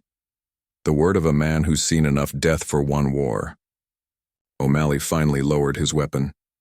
"You've got 1 hour, Lieutenant. After that we move on, with or without you." Falk nodded, then turned to Brandt. "Keep them safe, Corporal." "I will," Brandt promised, something deeper than words passing. Between them. With a final look at the strange collection of enemies and allies sharing the tiny cabin, Falk collected a map from his pack and stepped back outside to join the waiting patrol. The next hour was a careful balancing act. Falk led the Germans on a deliberate wild goose chase, directing them north through increasingly difficult terrain. He fabricated details about the fictional American officer, answering questions with just enough specificity to be convincing, while ensuring they moved steadily away from the cabin. As they trudged through the deepening snow, Falk found himself walking alongside a young private who couldn't have been more than 18, probably fresh from the Hitler Youth, rushed to the front with minimal training. "Is it true what they say about American officers, sir?" the young soldier asked eagerly. "That they can't maintain proper discipline among their men?" Falk thought of Reynolds, wounded yet commanding absolute loyalty from soldiers like O'Malley, and Dawson, men who followed him not from fear or indoctrination but from genuine respect. "I think, Private," he replied carefully, "that there are effective and ineffective officers on both sides. But our training is superior," the young soldier insisted. "The Führer says—" "The Führer has never fought in these forests," Falky interrupted, then immediately regretted his sharpness as the young soldier's eyes widened in shock. "What the lieutenant means," the sergeant interjected from behind them, his voice hard, "is that no training fully prepares you for the reality of combat. Isn't that right, Lieutenant?" Falk met the older man's gaze. Exactly, Sergeant. Theory versus practice, a lesson every soldier learns eventually. As they continued their fruitless search, Falk checked his watch repeatedly. His opportunity came unexpectedly as they approached a steep ravine. The sound of distant artillery fire rolled across the forest, and the sergeant ordered a halt to reassess their position. The American lines must have been pushed back further than expected, he observed. That barrage is at least 5 kilometers east of where it should be. Falk seized the moment. Sergeant, with the front line shifting, our intelligence about the American officer may already be outdated. I recommend we split up to cover more ground. I can take 2 men and circle back toward the cabin. The Americans might have doubled back if they encountered resistance. The sergeant considered this, then nodded. Take Weber and Kraus. The rest of us will continue north. If you find nothing, return to battalion headquarters by 1800 hours. It was the best outcome Falk could have hoped for. With just 2 young soldiers accompanying him, he'd have a much better chance of slipping away. When they were well out of sight and sound of the main patrol, he made his move. Hold here, he ordered. I need to check something. He moved several paces away, pretending to examine terrain features while actually scanning for the quickest escape route. The 2 privates waited obediently, their backs to him. It would be simple to slip away now, to disappear into the trees and make his way back to the cabin, but that would leave these young soldiers stranded, likely to face punishment for losing an officer. Weber, Kraus, he called, making a different decision. I'm afraid I haven't been entirely honest with you. Their confused expressions as they turned toward him reinforced the youth behind their uniforms. Sir? Weber questioned. There is no American officer, Falk admitted. The war is going badly, worse than they're telling you. I'm giving you a chance to make a choice. Their expressions shifted from confusion to shock, then alarm. Lieutenant, such talk is treasonous, Kraus protested, though his voice wavered with uncertainty. It's the truth, Falk replied simply. I've seen what happens when American forces engage ours. The Reich is losing no matter what propaganda you've been fed. You can come with me. I know a way through the lines. Or you can return to your unit and continue fighting for a lost cause. This is a test, isn't it, sir? Weber finally asked, desperation in his voice. To test our loyalty? Falk smiled sadly. No, Private. It's a choice. Perhaps the first real choice you've been offered since this war began. After a moment of heavy silence, Kraus raised his rifle. I'm sorry, Lieutenant, but I must place you under arrest for treason and defeatism. Falk had expected as much. I understand, he said quietly, but I won't be returning with you. What happened next occurred with sudden violence. A quick strike disarmed the young soldier. Weber, reacting belatedly, found himself similarly disarmed. I don't want to hurt you, Falk told them, but I won't be taken prisoner either. They'll hunt you down, Kraus warned. Deserters are shot. I know, Falk acknowledged, which is why I hope you'll give me a head start before reporting this. Why? Weber asked finally. Why turn against everything? Against Germany? I haven't turned against Germany, he said finally. I've turned against a lie. There's a difference you'll understand someday if you survive long enough. With that, he backed away, leaving the confused young soldiers with their empty hands and shaken beliefs. Once clear of them, he turned and ran, following a route that would lead him back to the cabin. The light was already fading when Falk finally approached the forester's cabin. He paused at the forest's edge, struck by the enormity of his actions. He had abandoned his post, attacked fellow German soldiers, and was now returning to join forces with the enemy. By any military definition, he was a traitor.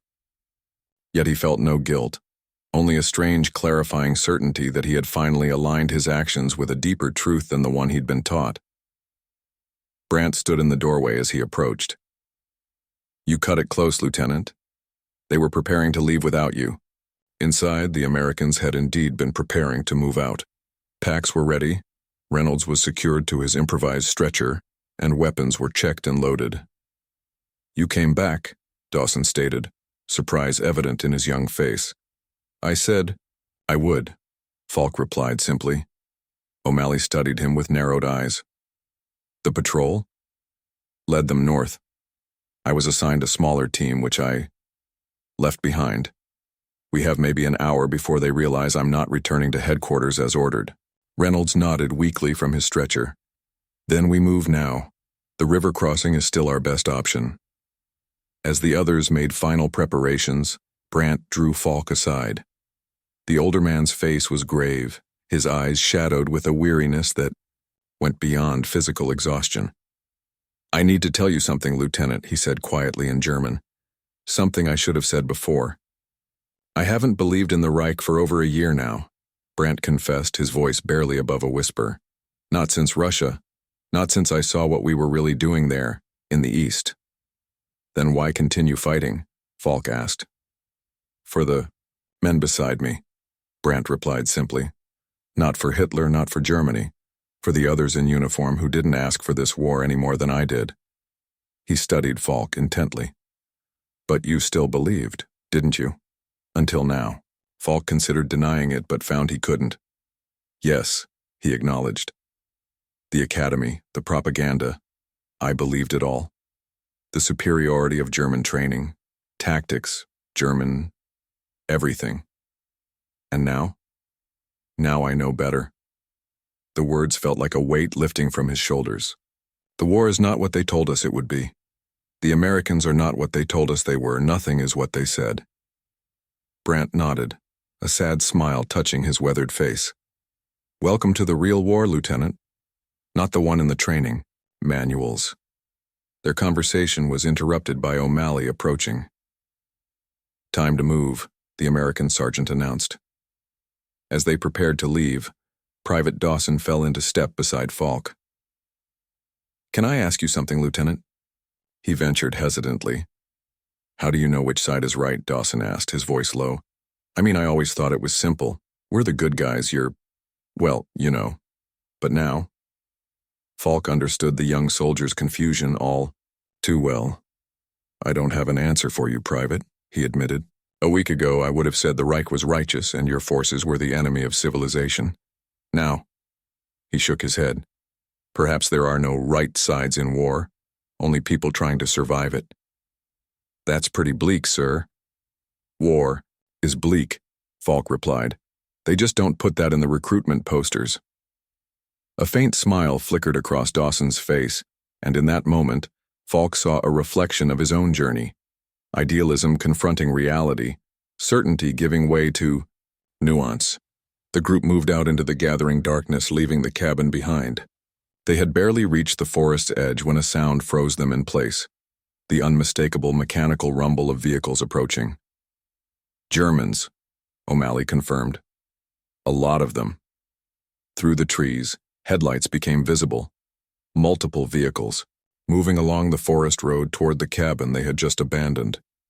The patrol Falk had eluded had clearly reported back, and now a larger force was converging on the area. They're blocking the route to the river crossing, Reynolds observed grimly. We're cut off. The trucks halted near the cabin, and soldiers began to disembark. Orders were shouted in German, flashlight beams cutting through the darkness as teams formed up to begin a systematic search. Before anyone could react, the cabin door was kicked open, and German soldiers stormed inside. Finding it empty, an officer emerged, shouting orders that carried clearly through the cold air. Search every meter of the surrounding forest. They can't have gone far. Remember, we're looking for American fugitives and 2 German deserters. Lieutenant Falk and Corporal Brandt are to be captured alive if possible for court-martial.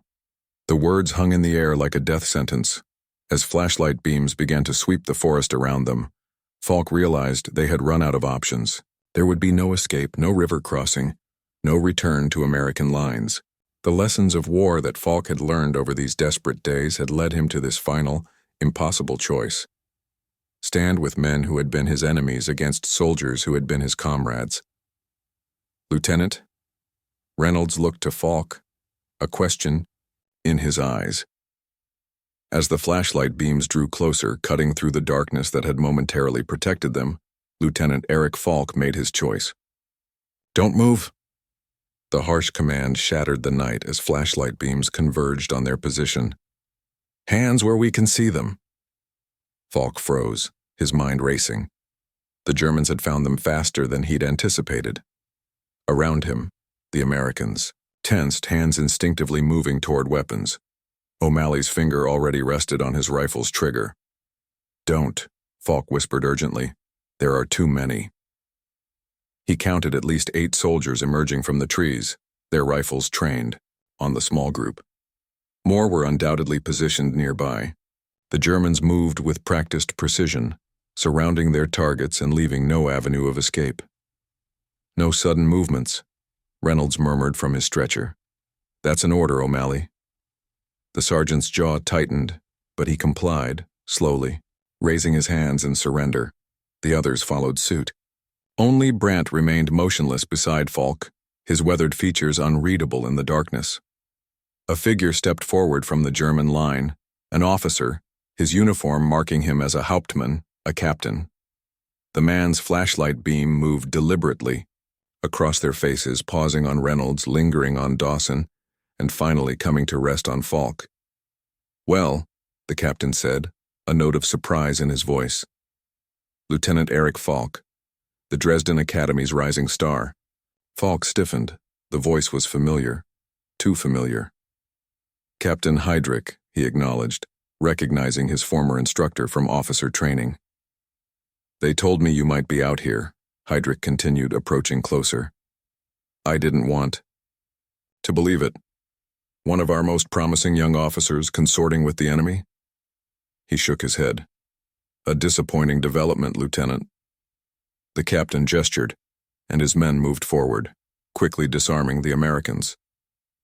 O'Malley received a rifle butt to the stomach when he resisted, doubling him over with a grunt of pain. These men are prisoners of war, Falk said sharply. They're entitled to proper treatment under the Geneva Convention. Heydrich raised an eyebrow. Concern for the enemy's welfare, Lieutenant? Interesting. He circled Falk slowly. Though, I suppose the real question is whether you still consider them the enemy. The soldiers herded the group back toward the forester's cabin, now brightly lit by German lanterns. Inside, more soldiers waited, having thoroughly searched the small structure. They forced the Americans against one wall, keeping Falk and Brandt separate. So, the captain began conversationally, removing his gloves. Let me understand the situation. Lieutenant Falk, one of our most dedicated officer candidates, is found in the company of American soldiers, the very men he was ordered to engage and destroy. He turned to Brandt. And you, Corporal? What's your role in this arrangement? Following my officer's orders, sir, Brandt replied steadily, the perfect subordinate despite his wounded leg and exhausted state. Heydrich nodded thoughtfully. Admirable loyalty. Misplaced, perhaps, but admirable. He moved to stand directly before Falk. The question is whether your officer deserves such loyalty. You see, we've heard troubling reports, Lieutenant. Reports of a German officer aiding enemy combatants, of classified tactical information being shared, of desertion. Falk felt the weight of every eye in the room upon him. The Germans suspicious, the Americans uncertain. Reynolds watched him intently from where he lay, his face gray with pain, but his eyes sharp with assessment. O'Malley's gaze promised swift vengeance if Falk betrayed them now. Young Dawson looked simply confused, his worldview continuing to fracture. Captain, Falk began carefully, the situation is more complicated than it appears. Is it? Heydrich's voice hardened. Then enlighten me, Lieutenant. Explain the complexity of betraying your oath, your training, your country. Falk's mind raced. There was no explanation he could offer that wouldn't condemn him in Heydrich's eyes. The truth, that he had ceased to believe in the cause, that he had found more humanity among his enemies than in the ideology he'd been taught, would only confirm him as a traitor. These men were my prisoners, he said finally, grasping at the only plausible explanation. I was escorting them back to our lines for interrogation when we were cut off by the American counterattack. It was a thin lie, easily disproven by the Americans if they chose to speak. Heydrich studied him for a long moment. A convenient explanation, Lieutenant, but one contradicted by reports from the very patrol you misled earlier today. He stepped closer. They say you spoke treason, Falk, that you claimed the Reich is losing the war. Falk's heart sank. The two young soldiers, Weber and Kraus, had reported him after all. However, Heydrich continued, your record until now has been exemplary, and in these difficult times the Reich needs every capable officer. His expression softened slightly. You were always one of my best students, Erik. Intelligent, disciplined. Perhaps this is merely a moment of weakness, of confusion after days behind enemy lines. Hope flickered briefly in Falk's chest. Was Heydrich offering him a way out? I'm prepared to overlook this aberration, the captain confirmed. You and Corporal Brandt will return with us to headquarters. The Americans will be processed as prisoners of war. He paused, something cold entering his gaze. But first you must prove your loyalty is still with Germany. From his holster, Heydrich withdrew his sidearm, a Luger, meticulously maintained. He held it out to Falk, grip first. A simple demonstration, he said quietly. Execute one of them. The captain, I think, or perhaps the young private. Your choice. The cabin fell absolutely silent. Even breathing seemed to cease as the full horror of the demand registered. Falk stared at the offered weapon, its polished surface reflecting the lantern light. Captain Heydrich, he said hoarsely, these are prisoners of war. The Geneva Convention, Heydrich cut him off, is a luxury we can no longer afford, Lieutenant. The Reich fights for its very survival.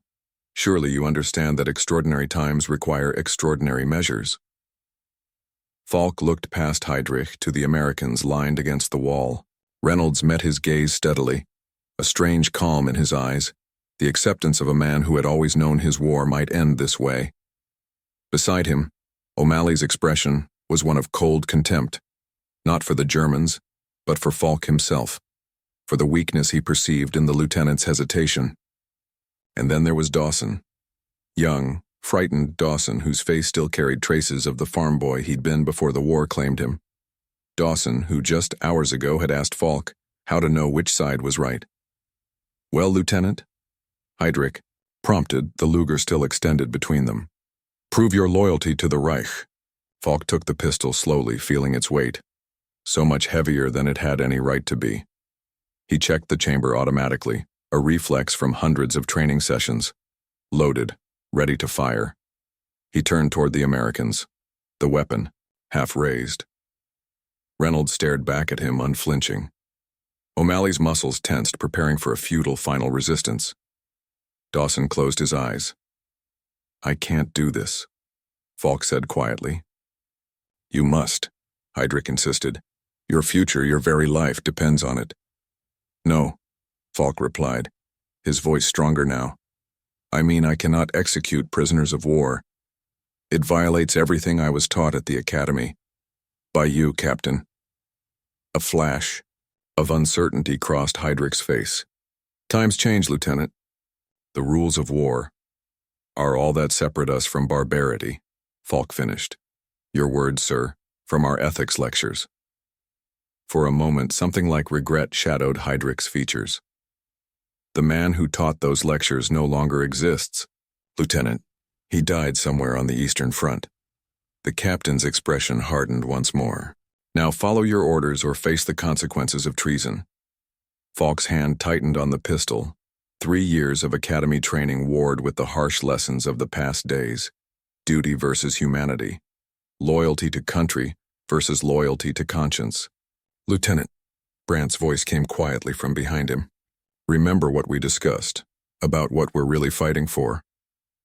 Falk glanced back at his corporal, the man who had kept him alive, who had shown him the truth beneath the propaganda.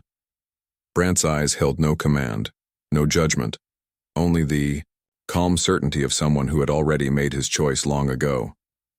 In that moment, Falk knew his path forward. With a swift, decisive movement born of academy drills, he turned, not toward the Americans, but toward Captain Heydrich. The Luger came up, aimed steadily at his former instructor's chest. "I can't follow those orders, sir," he stated clearly, "and I won't let you execute these men." Shock registered on Heydrich's face, quickly replaced by cold fury. "You're throwing away everything, Lieutenant. Your career, your life. For what? Americans who would kill you without hesitation if positions were reversed?" "Not for Americans," Falk replied. "For the principle you taught me, that a true officer maintains his honor even when it's inconvenient, even when it's dangerous." For a heartbeat, the cabin balanced on a knife edge of tension. The German soldiers, uncertain how to respond to one officer threatening another, hesitated with fingers on triggers. It was O'Malley who broke the impasse. With the predatory instinct that had made him such an effective hunter, he launched himself at the nearest German soldier, driving the man backward into his comrades. The cabin erupted into chaos. Gunfire exploded in the confined space, deafeningly loud. Lanterns crashed to the floor, plunging sections of the room into darkness broken by muzzle flashes. Men shouted, cursed, fought hand to hand where there was no room to aim weapons. Falk fired at Heydrich, but the captain had already lunged aside. The bullet struck a German soldier behind him instead. There was no time to regret the unintended casualty. Falk was already moving, driving his shoulder into another soldier, fighting for his life. This was war stripped of all doctrine, all theory, pure survival in its most primal form. No neat formations, no tactical maneuvers, just men killing and dying in a space too small for the violence it contained. Through the smoke and confusion, Falk caught glimpses of the others. Reynolds, despite his wounds, had somehow obtained a weapon and was firing from his position on the floor. O'Malley moved like a man possessed, each strike calculated for maximum damage. Dawson fought with the desperate energy of youth, his earlier uncertainty transformed into the simple will to survive. And Brandt, loyal, steady Brandt, fought, his way to Falk's side, covering his lieutenant's back as they'd been trained to do. Together they created a small pocket of order amid the chaos, protecting each other as bullets tore through the cabin's wooden walls. "The door!" Reynolds shouted over the gunfire. "We need to get out now." Falk nodded, understanding immediately. The Germans' superior numbers would eventually prevail in the confined space. Their only hope was to break out, to reach the forest where darkness might give them a chance. "Cover me," he called to Brandt, then lunged toward the door, shoulder lowered to break through. A German soldier moved to intercept him, rifle raised. Falk twisted, bringing up the Luger, but knew he would be too slow. The shot came from beside him, Brandt firing first, dropping the soldier before he could pull his trigger. But even as the man fell, another German swung his weapon toward Brandt. "Corporal!" Falk shouted in warning. Brandt turned, too late. The German's rifle barked once, and Brandt staggered, a dark stain blossoming across his chest. Falk fired, back reflexively, dropping the shooter, then caught Brandt as he collapsed. "Go," Brandt gasped, blood already bubbling at his lips. "Get them out." "Not without you," Falk insisted, trying to lift the corporal. Brandt shook his head weakly. "Too late for me, remember?" He coughed, red spattering his chin. "Live as a soldier, not a pawn." His eyes fixed on something Falk couldn't see, then glazed over entirely. The corporal, Falk's guide, his conscience, his friend, was gone. A raw cry of rage tore from Falk's throat. He surged to his feet, firing the Luger until its slide locked back on an empty chamber. When the weapon was spent, he snatched up a fallen rifle and continued the fight, all precision abandoned, all academy training forgotten in a haze of grief and fury. Somehow, he would never clearly remember the details, they fought their way out of the cabin. O'Malley half-carried Reynolds, while Dawson and the other surviving Americans provided covering fire. Falk was the last to leave, backing out the door, still firing at the Germans within. "Lieutenant, come on!" Dawson shouted from the tree line, where the others had already reached relative safety. Falk wanted to stay, to fight until he fell beside Brandt. But the young American's voice cut through his rage, reminding him that others still depended on him. With a final burst of fire into the cabin, he turned and ran. ducking low as bullets whined past him. The forest swallowed them into its dark embrace, snow swirling around their fleeing forms. Behind them, Germans poured from the cabin, shouting orders, sending wild shots after the escaping prisoners. But the night and the weather were their allies now, concealing their tracks, muffling the sounds of their retreat. They ran until their lungs burned, until Reynolds's wound reopened and they were forced to stop and bind it again. When they finally collapsed in a small hollow, sheltered by thick pines, the sounds of pursuit had faded to nothing. "We've lost them," O'Malley confirmed after a tense listening pause. "For now." Falk nodded mechanically, his mind still back in the cabin with Brandt's body. He stared at his hands covered in blood, some his own, some belonging to men he'd killed, some from the corporal he'd failed to save. "Lieutenant," Reynolds said softly, "you saved us. All of us." "Not all," Falk replied, his voice hollow. "Brandt made his choice," Reynolds finished gently, "the same choice you made." O'Malley, checking the ammunition in his captured rifle, glanced up at Falk. The perpetual suspicion in his eyes had been replaced by something new, respect, albeit grudging. "Never thought I'd say this to a Kraut," the sergeant said gruffly. "But that took guts back there, standing up to your own officer." "He was more than an officer," Falk replied distantly. "Captain Heydrich was my instructor. He taught me everything I thought I knew about being a soldier." A bitter laugh escaped him. Ironic that his most important lesson was one he never intended to teach. "Which was?" Dawson asked, his young face streaked with blood and soot. "That principles mean nothing if you abandon them when they become inconvenient." Falk wiped his hands futilely against his uniform, the blood merely smearing rather than coming clean. That a uniform doesn't define your humanity or erase it. "What now?" Dawson finally asked, the question directed at no one in particular. Reynolds shifted painfully. "We keep moving, east, try to reach our lines before they organize a proper search party." "And him?" O'Malley nodded toward Falk. All eyes turned to the German lieutenant. The question hung in the air, unavoidable. What place was there for him now? He had turned his weapon against his own countrymen, had killed German soldiers to save Americans. There was no going back. "He comes with us," Reynolds said simply. "All the way to our lines." "And then what?" O'Malley pressed. "He's still a German officer." "No," Falk interjected quietly. "Not anymore." He reached up and deliberately removed the insignia from his collar, the silver oak leaves that marked his rank, the eagle and swastika that proclaimed his allegiance. He looked at them for a moment, these symbols that had once meant everything to him, then let them fall into the snow. "I'm just a soldier now," he said. "A soldier trying to survive like the rest of you." Reynolds nodded, understanding in his pained features. O'Malley studied Falk a moment longer, then shrugged and returned to checking his weapon.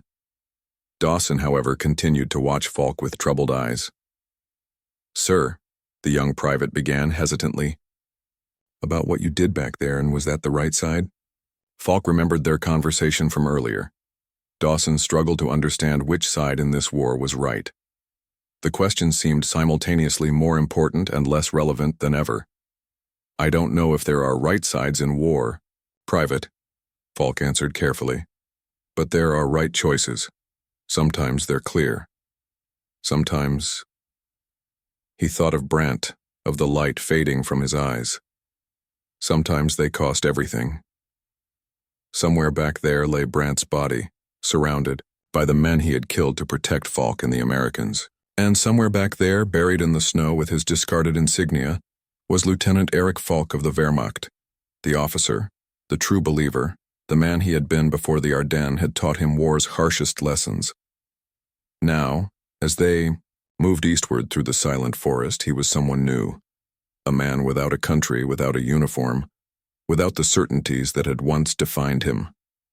Only time would tell if this new identity was stronger or weaker than the one he'd left behind. But for now, survival was enough. One step after another through the endless snow toward an unknown future that offered no guarantees except the chance to live another day, not as a pawn, but as a soldier who had finally learned to think for himself. Dawn broke cold and clear over the Ardennes. After 3 days of darkness, snow, and blood, the sun finally emerged, casting long shadows across the forest floor. Falk squinted against the brightness, his body aching with exhaustion, his mind numb from all he had experienced. There, O'Malley said suddenly, pointing through the trees. American lines. Falk followed his gesture. In the distance, barely visible through the thinning forest, stood a checkpoint. Sandbags piled high, a machine gun nest, the stars and stripes hanging limp in the still morning air. Safety for the Americans. Something far more uncertain for him. Made it, Reynolds murmured from his stretcher. The captain's condition had worsened overnight, his face gray with pain and fever. Told you we would. So, O'Malley said quietly, falling into step beside Falk. What's your plan, Lieutenant? Or should I still call you that? I don't know, Falk admitted. To either question. You know what happens when we reach that checkpoint? You'll be a prisoner of war. Best case. And worst case? Falk asked, though he already knew the answer. Intelligence will want to debrief you. Extensively. O'Malley's tone made clear what extensively might entail. A German officer with knowledge of Wehrmacht positions, codes, procedures. You're valuable. You could still run, O'Malley said, surprising Falk with the suggestion. Head south. Try to reach Switzerland, maybe. Falk glanced at him, trying to read the sergeant's intentions. Why would you suggest that? O'Malley looked away, his weathered face revealing nothing. Because you saved our asses back there. Doesn't make us friends. Doesn't make you not a kraut, but... He trailed off, uncomfortable with the admission of debt. But it means something. Falk finished for him. To some people, maybe, O'Malley replied noncommittally. Not to the brass waiting at that checkpoint. Hold up, Reynolds called from his stretcher. Let's not get ourselves shot by our own side. They halted at the forest's edge. The American checkpoint was clearly visible now. 3 soldiers manning the position, alert and watchful.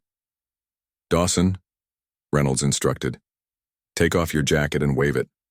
Let them know we're Americans coming in. The young private complied, removing his outer garment and waving it above his head as he stepped cautiously from the tree line. Don't shoot, he called out. Americans coming in with wounded. The checkpoint soldiers reacted immediately, 2, covering Dawson while the 3rd spoke rapidly into a radio. After a brief exchange, they waved him forward. They want just one of us to approach first, Dawson reported, returning to the group. Standard procedure. Go, Reynolds ordered. Tell them Captain Reynolds' 5th Battalion with 3 wounded, and he glanced at Falk. 1 German prisoner. The word hung in the air between them. Prisoner. The official designation that would soon define Falk's existence. Sir, Dawson began hesitantly, looking at Falk. He's not just... He's a German. Officer, private. Reynolds cut him off firmly. That's all they need to know right now.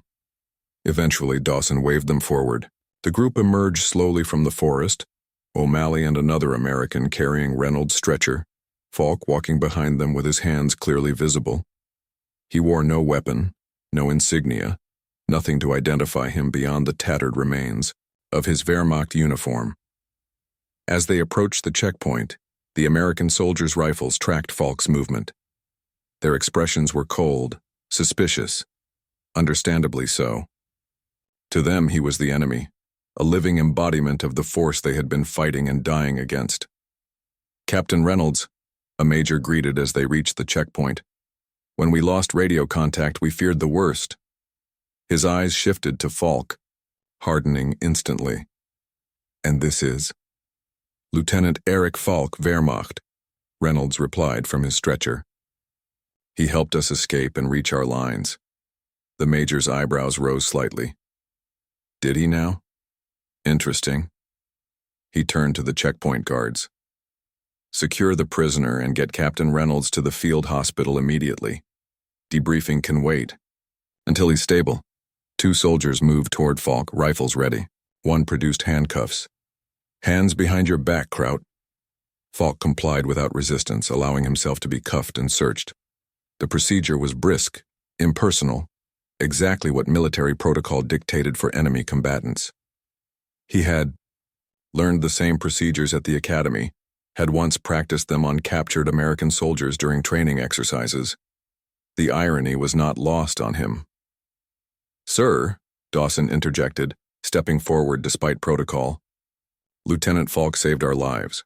Multiple times. He turned against his own people to help us escape." The major studied Dawson for a moment, then Falk. "Is that so? Well, Private, that's certainly information our intelligence officers will want to hear, but for now he's still an enemy combatant." He gestured to the guards. "Take him to the holding area. I want 2 men on him at all times." "Major," Reynolds called out as he was being lifted into a waiting ambulance. "A word, please." The officer moved to Reynolds's side, leaning down to hear the wounded captain's request. They spoke briefly, their words too quiet for Falk to catch. The major straightened, his expression thoughtful as he glanced back at Falk. "Change of plans," he announced. "The prisoner will be held in the medical tent under guard until intelligence arrives from headquarters. Captain Reynolds feels he may have valuable information that could be time-sensitive." It was a small mercy, a warm tent instead of a cold holding cell. But Falk recognized it for what it was. Reynolds's final act of support, buying him a few hours of relative comfort before the inevitable interrogation began. As the Americans dispersed to their various assignments, Dawson approached Falk one last time. The young private looked different now. The naive farm boy had vanished, replaced by a soldier who had seen the reality of war up close. "Lieutenant," he said quietly, "what you did back there, fighting your own people to save us, I won't. Forget it." "Neither will I, Private," Falk replied, "though for different reasons."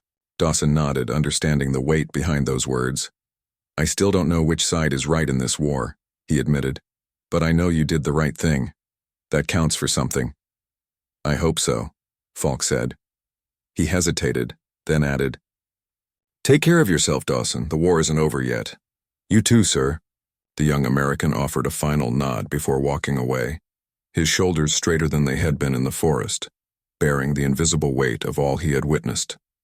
As Falk was led toward the medical tent, O'Malley appeared, falling into, step beside the guards. "Hold up," he told them. "1 minute."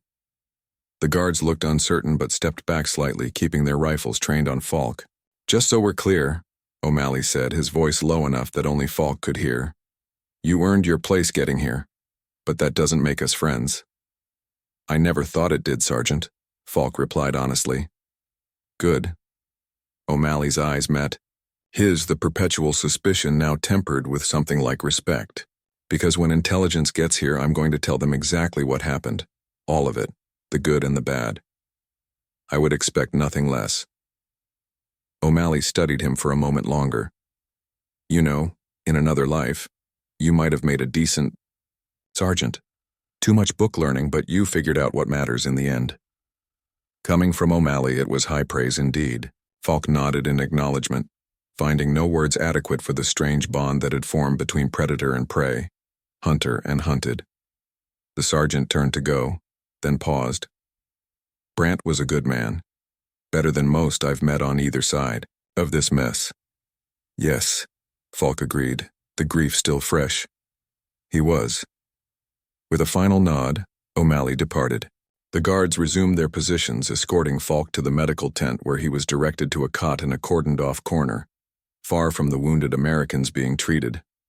His handcuffs were removed but replaced with a restraint securing his ankle to the cot's metal frame. 2 guards took up positions nearby, watching him with the wary vigilance reserved for dangerous prisoners. Hours passed. Medics moved through the tent, occasionally glancing his way but never approaching. The sounds of the American camp filtered through the canvas, vehicles moving, men calling to each other, the organized chaos of a military operation in progress. Normal, everyday sounds that now seemed to come from another world, one Falk no longer belonged to. Late in the afternoon, a commotion outside drew his attention. Through the tent flap, he glimpsed several jeeps arriving, officers disembarking. Intelligence, most likely, come to begin their work. His future was arriving step by inexorable step. Lieutenant Falk. He turned to find Reynolds standing at the entrance to his cordoned area. The captain looked better, cleaned up, his wounds, properly dressed, some color returned to his face. He leaned heavily on a crutch, but his eyes were clear. "Captain," Falk acknowledged, rising to his feet as military courtesy dictated. "You should be resting."